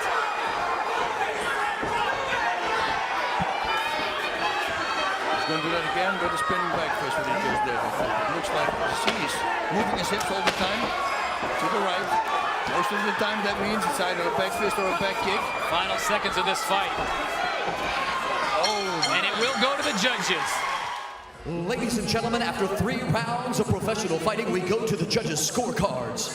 Judges Carto, Urso, Raymond Kruk, and Gregory Monsky all score this fight 30-27. Your winner by unanimous decision, Frankie Perez!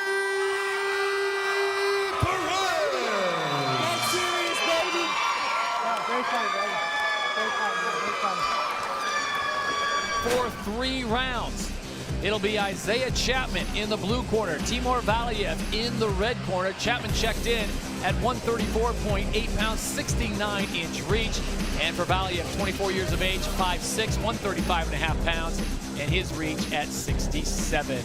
We now set it inside the cage. Jazz Secor has the official word. Ladies and gentlemen, live from the Sands Casino Resort in Bethlehem, Pennsylvania, we now move to the World Series of Fighting Bantamweight Division. This fight is brought to you by the Green Beret Foundation.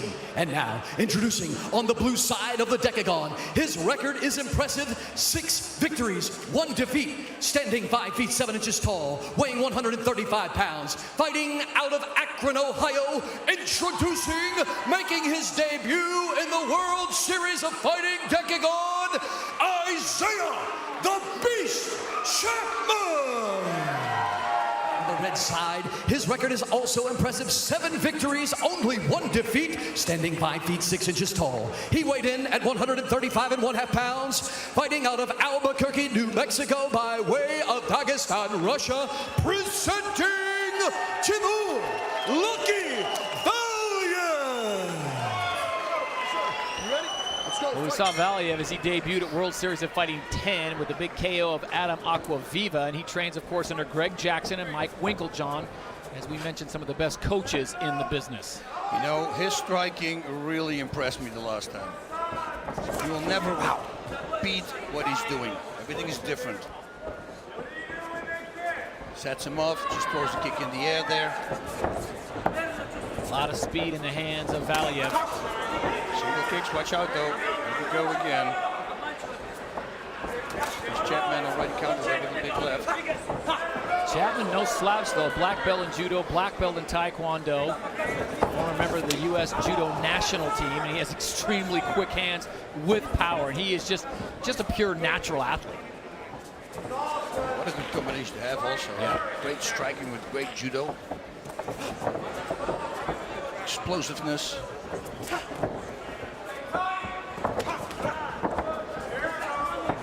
You look at the footwork of Valiev and what he's able to do, boss, how he changes directions on his kicks, his punches, really throws his opponent off. The whole time. Yeah. You know, it was because Aquaviva last time when he was facing him, that was a good opponent too. And he just toying with him. The speed at which both these fighters like to work is very impressive. This one's scheduled for 3 rounds. Don't be surprised if it ends much sooner.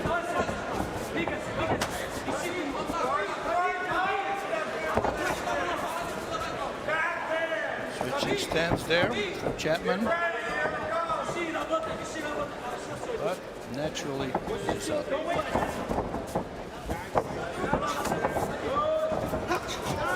There we go. And a simple kick like that can change the whole outcome of the fight right away. Actually went over the top of Chapman. Valiev just missing. It's something he does not do very often.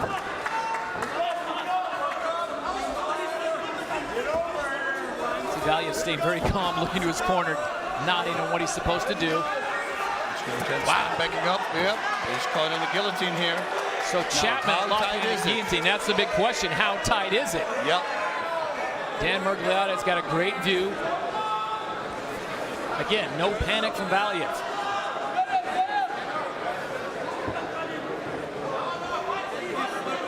He's gonna pop out. He's out, yep. I wonder what happened there in Valiev's top of his head. Maybe somebody can tweet that to him.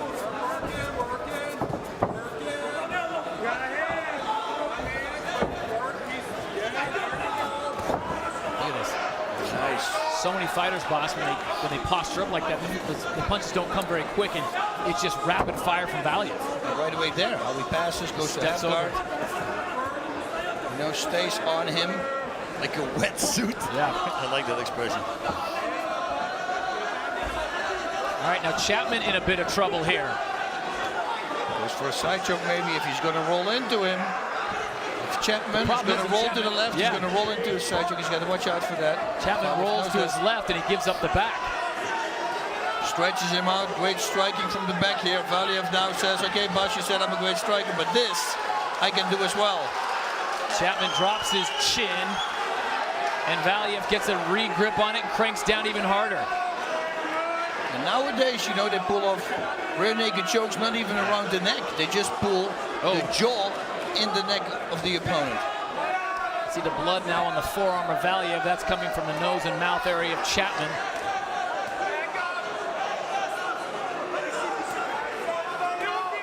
Wow.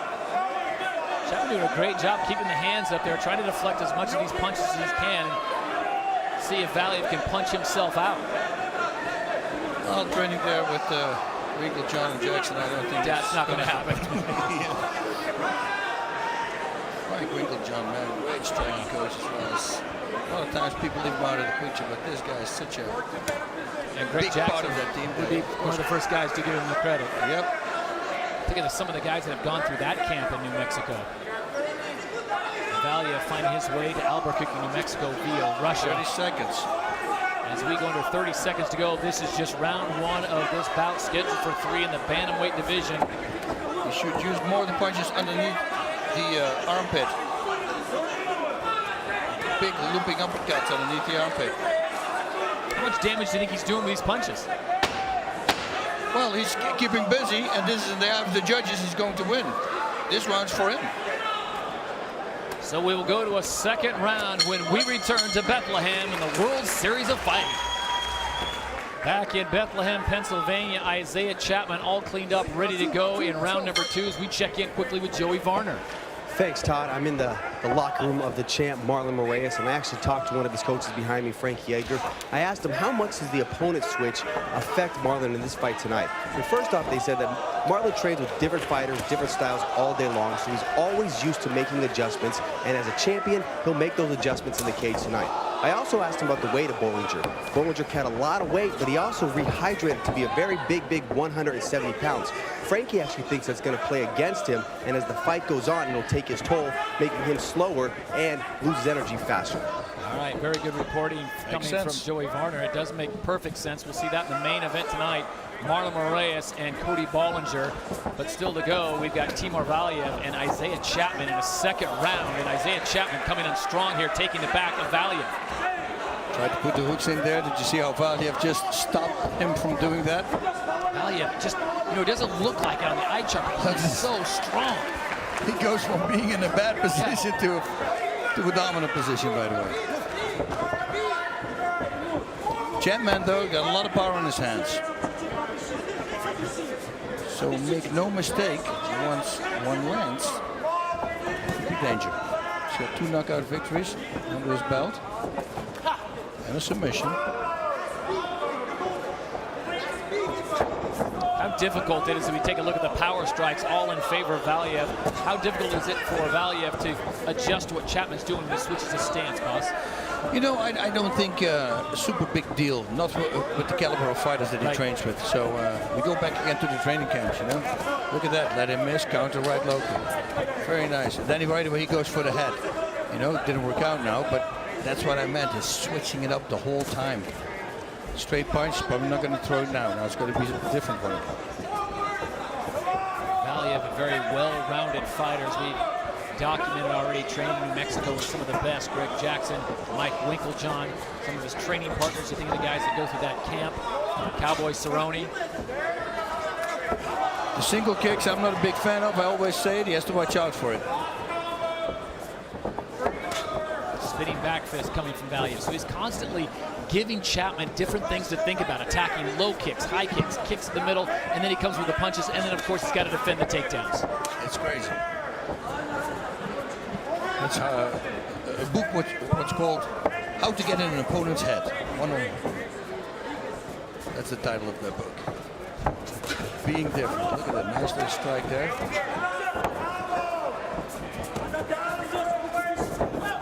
Chapman just trying to get to the inside of Valiev so he can get some power strikes in. As you saw just moments ago on our graphic, it has been dominated by Timur Valiev.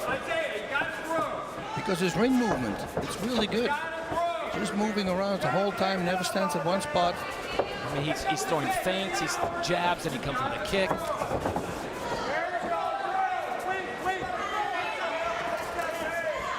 We'll just see a fight tracker on Timur Valiev on where he goes in the cage during one round. It's be all over the place. Yeah, that would be something. It's one of those laser traps in those movies from Mission Impossible. You see everywhere those little lines. 90 seconds to go here in round number 2. This one's again scheduled for 3 in the bantamweight division. And now Chapman coming forward, showing some good offense. He just can't seem to seize the momentum, speaking of Isaiah Chapman in the red trunks, on Timur Valiev. When he gets a good combination or strike, he just can't seem to capitalize on it and keep it rolling. And again, it is because you don't know what's coming. Yep. Chapman now closing in there on Valiev after the missed kick. Valiev, look at that, ties up the leg and beautifully done. Gets the takedown, and now he goes in. Nice little whizzer he had there. It's an overhook. People even know what a whizzer is. Valiev, just, you can see the mind working, trying to figure out what he can do with this position. Probably done this 1,000 times in the gym.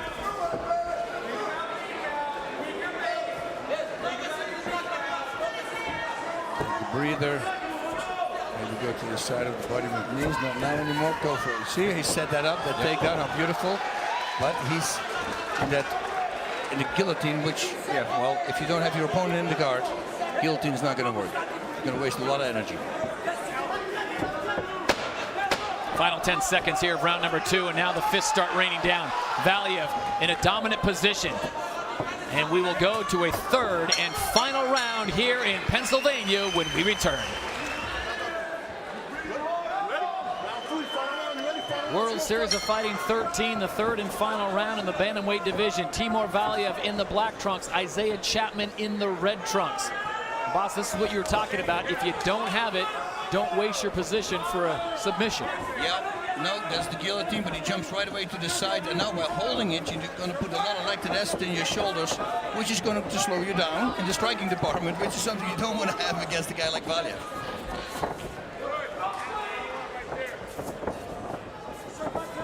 Chapman has certainly been a very solid opponent tonight for Valiev, but it has been Valiev's multifaceted attack and the way he goes after his opponent in so many different ways. You cannot focus on his striking or his wrestling or his shots or his leg kicks. He throws everything at you, constantly changing it up. That's the trick. You know, a fight between him and Moraes would be a nice fight. Oh, yeah. Two guys with great footwork.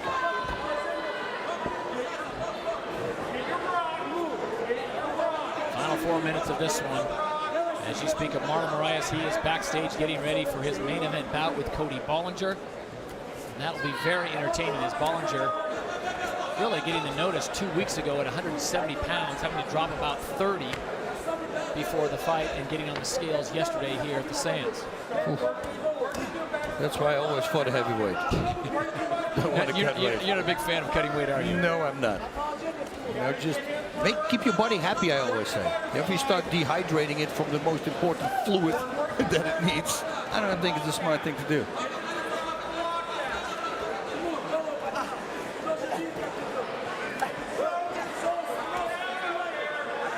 You see Valiev staying very busy here.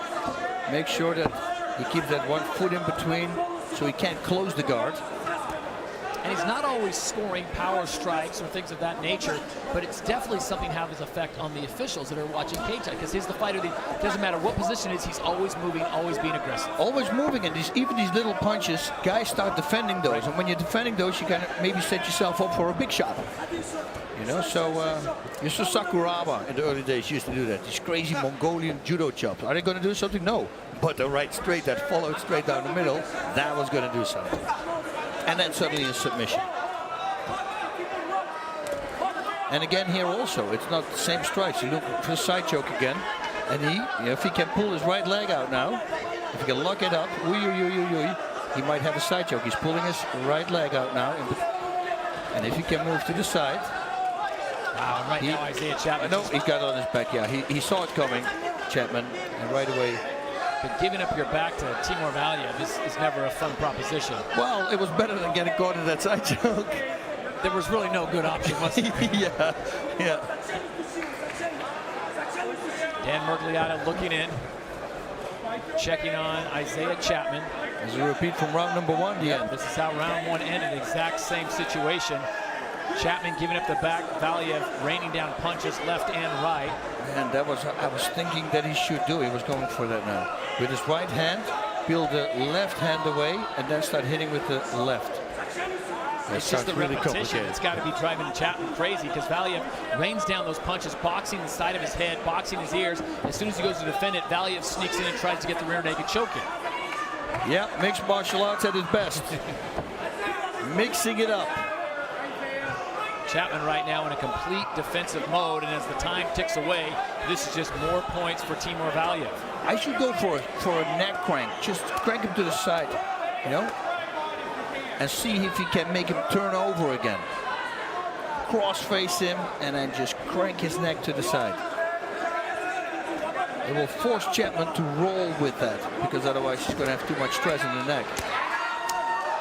And then he's going to end up in mountain position.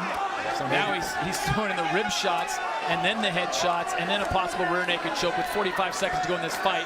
And Chapman seems to have no answer. And sometimes I don't even think it's better to get your opponent a mount on top of you, because you can see the punches coming. Right now he can't see them coming. He holds his hands there, but he can't really see him coming.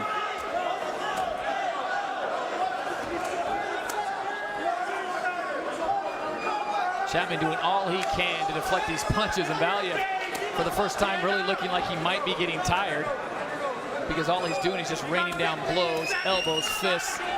Then he goes to the midsection of Chapman and the final 10 seconds of this fight. Was that a tap? That was weird. That was a tap or just frustration from Isaiah Chapman, but this one's going to end, and Timur Valiev should get the victory. With the official word, here is Jazz Secor. Ladies and gentlemen, after 3 rounds of fighting, we go to the judges' scorecards. Judges Brent Colflesh and Gregory Monsky score at 30-27. Cardo Urso scores at 30-26. Your winner by unanimous decision, Timur Valiev.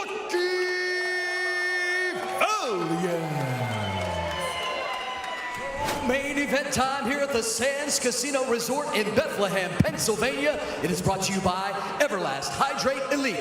3 rounds in the World Series of Fighting lightweight division. And now, on my right, in the blue side, his record is 9 wins, 2 defeats, standing 6 feet 1 inch tall, weighing 155 pounds, fighting out of Moultrie, Georgia, introducing Keon, the Black Assassin, Caldwell.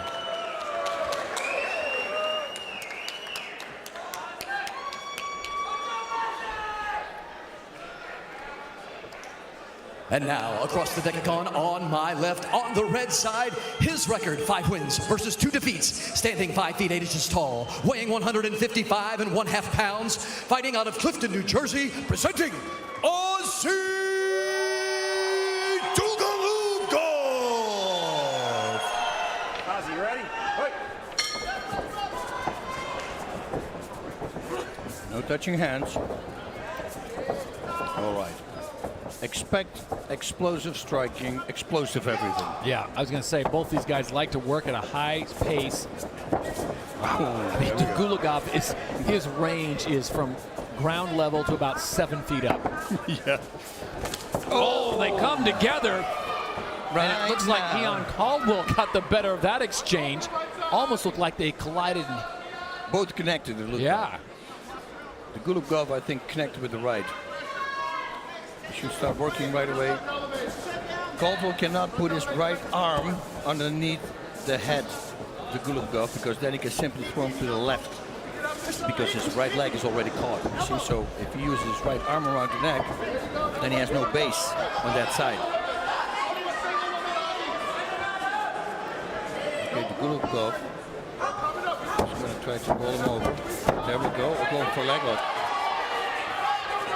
Yeah, this is typical. Young man who trains with Renzo Gracie in New Jersey. Look at this. Keep him in there with his instep. Keep pulling him. Going for a knee bar. Slips it. Slipped out. So Keon Caldwell comes back and now going to try to make this mount stick and rain down and get some points. See blood coming out of the nose of Ozzy. And that was on that early collision when they came together here early in the first round. He knows he cannot make a mistake. Keon Caldwell's probably learned his lesson. Both of his losses, he's 9-2. Both of those losses have come by way of submission. That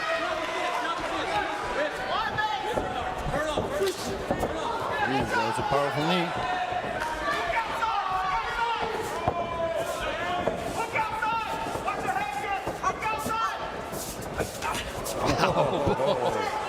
Both men with the same idea. Big right overhands, both of them missing.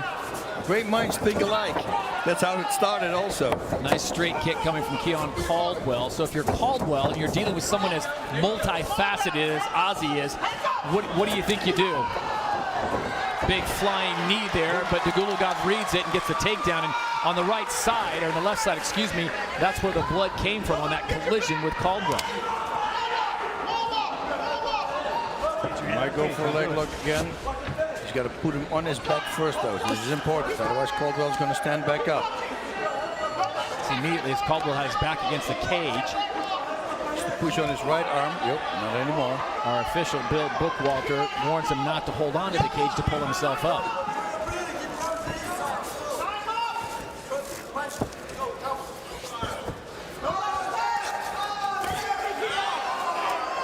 Nice strike there. Dugulubgov.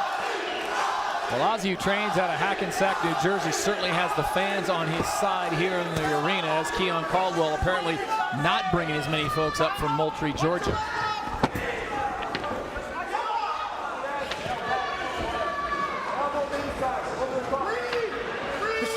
Boy, on paper, you look at this fight, boss, and this is one of the fights that, when the card came out officially, this really intrigued me because I think both these guys, obviously, as you pointed out, excellent athletes, work at a high pace, very explosive. But I think it's going to be the jiu-jitsu that's really going to be the difference here. Is Dugulubgov's trying to fish for something here. Yeah. Caldwell really showing no signs of pain. Now this is more dangerous. Now it might be over. He's got to really watch out. And again, if he pushes the toes down there, he could have had that crazy submission I was talking about earlier. Ozzy with a single up to the cage, and Caldwell trying to get a bit of a sprawl here against the cage, widen his stance and defend him. Great defense here on the ground by Caldwell. Ooh, nice uppercut there. So both men scoring points, and again they come together. And there's no jabbing with these guys, boss. It's pretty much all haymaker or nothing. That's it, because they know if it connects, it's good night, Sally. Good night, Sally. Final 30 seconds here, round number 1 of 3 in this lightweight bout between Ozzy Dugulubgov and Keon Caldwell. Remember, coming up, the main event, Cody Bollinger taking on the champ, Marlon Moraes.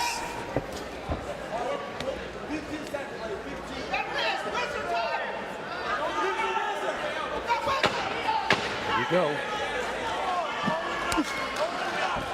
Final seconds ticking away here in round number 1. We will have round number 2 when the World Series of Fighting rolls on from Pennsylvania. The World Series of Fighting 13 live on NBCSN. Todd Harris, Boss Rutan, Joey Varner with you as we move to round number 2 in this lightweight bout between Keon Caldwell in the black trunks and Ozzy Dugulubgov in the white trunks. He just gave him a low kick, and it looked like he was loading up like a soccer kick. Like stretch the leg backwards, boom, and connect him with it. Let's take a look at Caldwell. Let's take a look into the Boss Rutan crystal ball. How do you have the first round score? Yeah, good luck with that. That's why I never want to be a ref or judge. So round number 1, very close. Both fighters getting some scoring in there. We take a look at the last round statistics. Ooh. These guys are so equally matched here as they come together. Both have the speed, both have the power.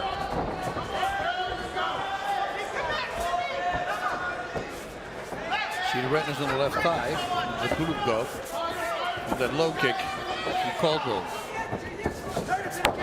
Strikes thrown. Ozzy with 29, Keon with 24, and CompuStrike giving us the strike connected. 18 for Caldwell and Dugulubgov, and Caldwell's been stunned just a little bit, and Ozzy senses it, comes in, and Keon lucky to grab a leg and slow down the pace. Smells the victory, but he stops him. He stops the attack. This is important. Recoup a little bit if he was dazed. I hope he can come back for some more. Well, handing out more.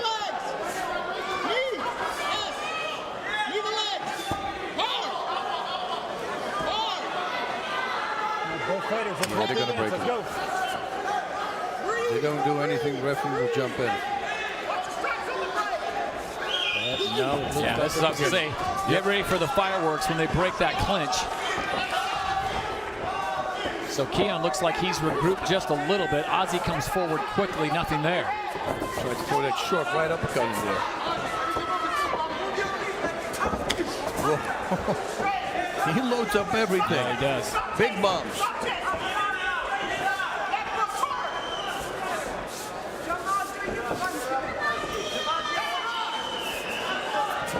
Halfway through round number 2.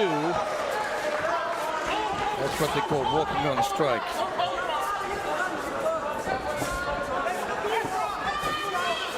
I don't see any inside low kicks most of the time, you know. And one is a southpaw, not now.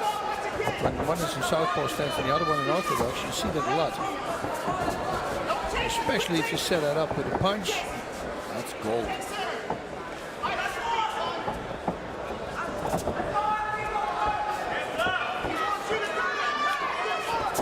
2 minutes to go here in round number 2 as we take a look at the power strikes connected in this round. And Dugulubgov with a big slam, leading 7-1 on the strikes. And now he gets Caldwell down to the ground. What can he do with it? He needs to keep him on the ground, and it looks like he did that now. Side control to Ozzy. Now he takes the back. Can he put the hooks in? Before Caldwell goes back to his feet. There we go, strikes to the body. But he's back on his feet. Yep. Knees to the thighs, that's what I would do. Now takedown. Very nice. Into the body again. But he's back up.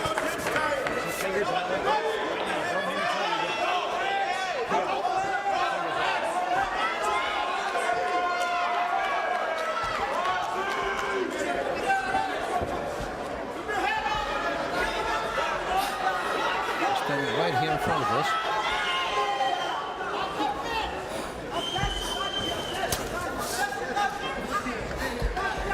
can break the clinch, you come with a big strike. Watch that. As soon as they separate, they're going to start throwing bombs. Guys, report. Let's pick it up. Advance. So Ozzy decides to change levels on Keon Caldwell as we approach 30 seconds now. Final 30 of round 2. This one's scheduled for 3. He needs to keep him up against the fence just like this and start raining down punches. Well, just like that, just his neck. Only his neck. Once his back is up against the fence, it's easier, of course, for Caldwell to get back on his feet. So Caldwell here up against the fence. The final 10 seconds. No need for him to close the guard as Ozzy unable to posture up. So we will go to a third and final round. World Series of Fighting 13 after this. Taking on Keon Caldwell. Ozzy, you ready? As we check in before the start of the third and final round, here is Joey Varner. I was in the corner of Ozzy Dugulubgov, and they want to see him press the action here. They said that first round could have gone either way, so it's up to this round if he wants to win this fight. They want to see him dig deep, throw punches to the chest and to the body, and use that to set those takedowns up so he can have the same kind of success he had in the previous round. And a wide strategy there, boss. Would you ever tell one of your fighters that they were winning when you thought it might be close, just to give an edge? Sometimes I never get that. You see him going back to the corner to say, oh, you're ahead. I go, he's not ahead. You know? And when it's close, you will never say that. Look at that. Onslaught here, but Caldwell comes back again with a big bomb.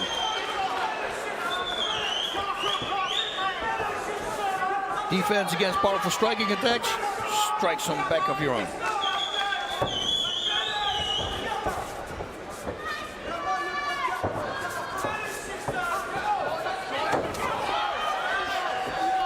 And if you're in the corner of Keon Caldwell, give us an idea of what you think they're telling their fighter. Well, they probably will say the same thing. You know, you're really going to need to win this round. Because round 2, I think, went to Dugulubgov. 1 is up for grabs. But, you know, Caldwell landed a bunch of power strikes also. You don't know how they counted. It's very hard. It's a tough fight. They're very close, these guys. Dugulubgov looking for the takedown the whole time. He's defending really well. You know, once he's on his back, you can hold him there only for a little bit. But wow, he's down! Oh, big right hand. That is it. Ladies and gentlemen, this fight is over at 1 minute and 38 seconds of round number 3. Your winner by knockout, Ozzy Dugulubgov. Marlon Moraes in the main event. For him, it's not the opponent that matters. It's all about Marlon's individual training. And when you train to be the best fighter in the world, doesn't matter who you're fighting, you know, and you gotta be ready for anything and face whatever challenge came, you know, and this is my challenge and I'm gonna face it. Main event of the night, and for Cody Bollinger, he speaks of not only fighting the champ, but of on short notice, he takes the fight. Ladies and gentlemen, this is the next level and the future of mixed martial arts today on a global scale. It's the World Series of Fighting, and it's time for your main event of the night. It is sanctioned by the Pennsylvania State Athletic Commission, and now live from the Sands Casino Resort in Bethlehem, Pennsylvania. Are you ready? It's about to go down for everybody in the building and those watching live at NBCSN. Somebody make some noise! Your main event is brought to you by Autoshopper.com. 5 rounds at a World Series of Fighting catchweight of 147 pounds. And now, introducing on the blue side, his record, 16 wins, 2 defeats, standing 5 feet 10 inches tall, weighing 147 pounds, fighting out of Rancho Cucamonga, California, by way of High Desert, California, introducing the Cali Cowboy, Cody Bollinger. And now his opponent on my left. Here he is, ladies and gentlemen, his record, 13 wins, 4 defeats, 1 draw, standing 5 feet 6 inches tall, also weighing 147 pounds, fighting out of Palm Beach Garden, Florida, by way of Rio de Janeiro, Brazil. He is the undisputed, reigning, defending defending World Series of Fighting Bantamweight Champion of the World, presenting Marlon Moraes! Unable to really get down to the proper weight for the bantamweights in the 140s, so it becomes a catchweight bout. So even if Moraes would lose to Bollinger, he would not technically lose his belt, but he said if Cody beats me, I'll give him the belt. Wow. So here we go. Nice little check there from Bollinger. Ooh, nice little uppercut there also. So if you're Cody Bollinger, boss, and you've watched a lot of tape of Marlon Moraes, and it's been very impressive tape to watch indeed, how do you attack this guy? You know, it's like I said, you need to lure this guy in. You need to throw something on purpose slow. And then if he comes with the counter, you put that in your back pocket, so to say. And then a minute later, you throw that same slow punch again. Hopefully he counters the same, and you counter that counter. Those watching at home, knowing that Cody Bollinger takes the fight on less than 2 weeks' notice. It's a very talented fighter. It's not like he was sitting around eating Captain Crunch on the couch. He's a pretty good fitness young man, and he's coming on 2 wins in the World Series of Fighting. Wins over guys like Tyson Nam and, of course, Pablo Alfonso at World Series of Fighting 11. But to prepare for the champ and Marlon Moraes and how multifaceted and how fast he is, boss, you probably need a little longer than 12 days to get that done. Preferably, but the other thing that takes it out of the equation is that he's, you know, it's a no-lose situation for him. Yeah. You know, if he can do these 5 rounds, that's already a victory by itself. And most of the time, guys who are relaxed and come in with nothing to lose do really well. He looks really calm to me. Moves around, stays nice outside the range. Oh, there he throws that kick again in the beginning. It absolutely missed, but this time it connected. Not hard, but it might stress your opponent out. Just enough to make him, you know, start loading up his punches, get frustrated. Marlon Moraes comes in on a 7-fight win streak, 5-0 in the World Series of Fighting. Two-time national champion in Brazil in Muay Thai, brown belt in Brazilian Jiu-Jitsu, and to Ricardo Almeida. That was a nice kick to the liver. You know, it's a nice thing to do when your opponent moves for you to the left, catch him with a liver kick. He walks straight into it. Actually did that with Randleman. Bollinger in a little bit of trouble there, went for the foot of Moraes as he was going away, and he got caught, and now he finds himself in a really bad position. For those thinking that, well, Marlon Moraes is a striker and that's where I can fight him, not so much. No, he's also, of course, great on the ground, but so is Bollinger. You know, and Bollinger needs to get him in the guard right now. If I were him, skip the hips away. That's what he's working on. See, there we go. He's working already. He needs him in the guard. He works for a half guard first. There we go. Nice. Boss, where do you put Marlon Moraes in the world of bantamweights, in the entire world of MMA, not just World Series of Fighting? You're talking UFC, Bellator, everyone. Well, I put him at 7, 8 in the top 10 list right now. Feels pretty confident coming to this fight, saying that he feels like he can beat anybody in this class at this time, including the likes of Jose Aldo and Hanan Barao.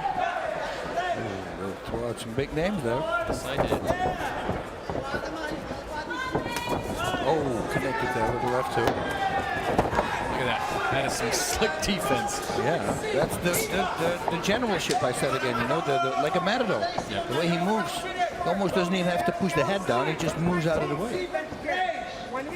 The one thing you'll notice about Marlon Moraes, whether it's a 3-round or 5-round fight, he rarely, and we have rarely seen him get tired. Yeah, stamina is a big deal for any fighter. I think once you have the basic techniques down, stamina is the #1 factor. You can never have too much stamina. Doesn't exist. The guy who can keep on pushing, You know, very hard to deal with guys like that. Moraes is not one of those guys that's going to come out and blitz you in the first round, and he'll take what you give him. You know, I remember Uriah Faber back in the heydays of the WEC when he would come out and absolutely just shock and awe his opponent in the first 60 seconds, where they're like, what just hit me? Moraes a little more control on that. He just kind of, he'll take what the guy gives him, and right now, he's not seeing the openings that he wants for Bollinger, so he's patient, shows a lot of maturity in waiting his opponent out. Yeah, he's just trying to detect everything. If he makes a certain move before he goes for a punch, he makes a certain move before he goes to a takedown or for a kick, you know, start learning his game. Set up the back kick. As that liver kick again, the second time it's landed cleanly. That crazy front kick also is the second time for Bollinger that lands that. And it's weird how he throws his legs, almost with his legs stretched up. It's powerful. Final 10 seconds here of round number 1. This one's scheduled for 5. We'll be back to Pennsylvania for round number 2 live on NBCSN. Cody Bollinger taking the fight on less than 2 weeks' notice, gets through the first round of 5, as in between rounds we had an opportunity to listen into his corner and the instructions they gave their fighter. Deep breath. Deep breath. Deep breath. Get some medicine. Keep picking and poking at him. Big bombs get into the clinch. When he tries to break the clinch, elbows and knees, bro. Those things will hit him. He ducks his head like crazy and he's short. All right. Moraes stands 5'6", Bollinger 5'10", so trying to take advantage of some simple geometry there. You like what you hear, boss? Yeah, I do. I do. I like to see him throw more kicks also, but set it up. You see Moraes' speed, it's hard to deal with. Oh, look at that. It's wow. Well, yeah. That quick left caught Bollinger, and now he's in a bit of trouble. Yeah, and it was almost behind the head. Mike Tyson used to hit like that. Look at this. Marlon just controlling the head of Bollinger, making sure he doesn't get caught in anything, and now looking for some openings. Yeah, you control somebody's head, you control the whole body. Now Bollinger knows that he cannot roll onto his belly right now. He's got to watch out. Not a lot of options. He's got to really watch out for the rear naked choke. And meanwhile, you look at Moraes, he's just trying to figure this thing out. He's looking on, well, do I choke him? Is this deep enough? And it looks pretty good. It's not. Choking down on Bollinger, trying to drop his chin. Nope. Wow, it's really tight. It's getting really, yes. That's it. That is it. Back at the Sands Casino, Bethlehem, Pennsylvania, at the conclusion of the catchweight bout in the bantamweight division. It's Marlon Moraes ending things in the second round against Cody Bollinger. And I go inside. Secor has the official word. Ladies and gentlemen, this fight ends with a tap out due to a rear naked choke at 1 minute 35 seconds of round number 2. Your winner, Marlon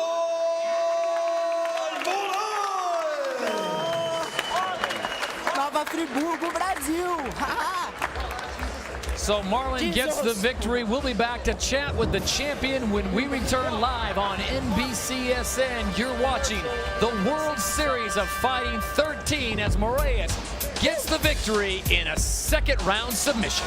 Congratulations on a phenomenal second round finish. In the first round, it was your pinpoint striking. You picked him apart. In the second round, you found your rhythm, grounded him, you got the sub. How satisfied are you with your performance tonight? First of all, I want to thank you, Jesus Christ, to make me healthy, giving me the opportunity to be working with the best coaches in the world, best friends. And I was telling my coach all the day, I have the best job in the world because I'm with my friends every day, man. Who do that, And, man, also I want to thank you, Cody Bollinger, for the opportunity to be fighting him. He took this fight 8 days notice. But man, you guys gotta give me the credit also. Now, man, I beat Cody Bollinger. He was 147. I actually fight 135, and I made 140. And man, I think this is proving that who's the best 135 in the world? That's me, man. I can beat anybody in the world, man. I'm the best 135. I'm here to prove. And whenever I want to come here, the MMA World Series cage is open. Ray Sefu and Ali will give you guys the opportunity to get the belt from me. The belt's mine, and I'm the best in the world. You definitely proved that here tonight, but let's talk about the change in training because you're 8 days out, you're preparing for Josh Hill, who's more of a wrestler, more of a grappler.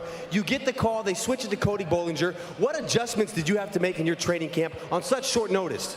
It's much harder to spar Edson Barboza, Frank Edgar, Akira Corassani, and those guys every day, This is why the fights for me is there at the gym. Sparring these guys, they are bigger, they are fast. And man, here the opponent changed. My coach Mark Henry said, bro, you gotta fight, you go, you here to fight. And I said, let's go, man. Whatever he says, I'm gonna follow him. And if he's saying I can, I'm gonna do it. Well, you did it. Congratulations once again on a phenomenal performance. Thank you to be here with us. Thank thank you, Pennsylvania, for the opportunity to be here fighting. And I love people from New Jersey, from Florida, everybody that cheers for me. My family from Brazil, and also my wife, Isabella. She's home waiting for me with my baby. I love you.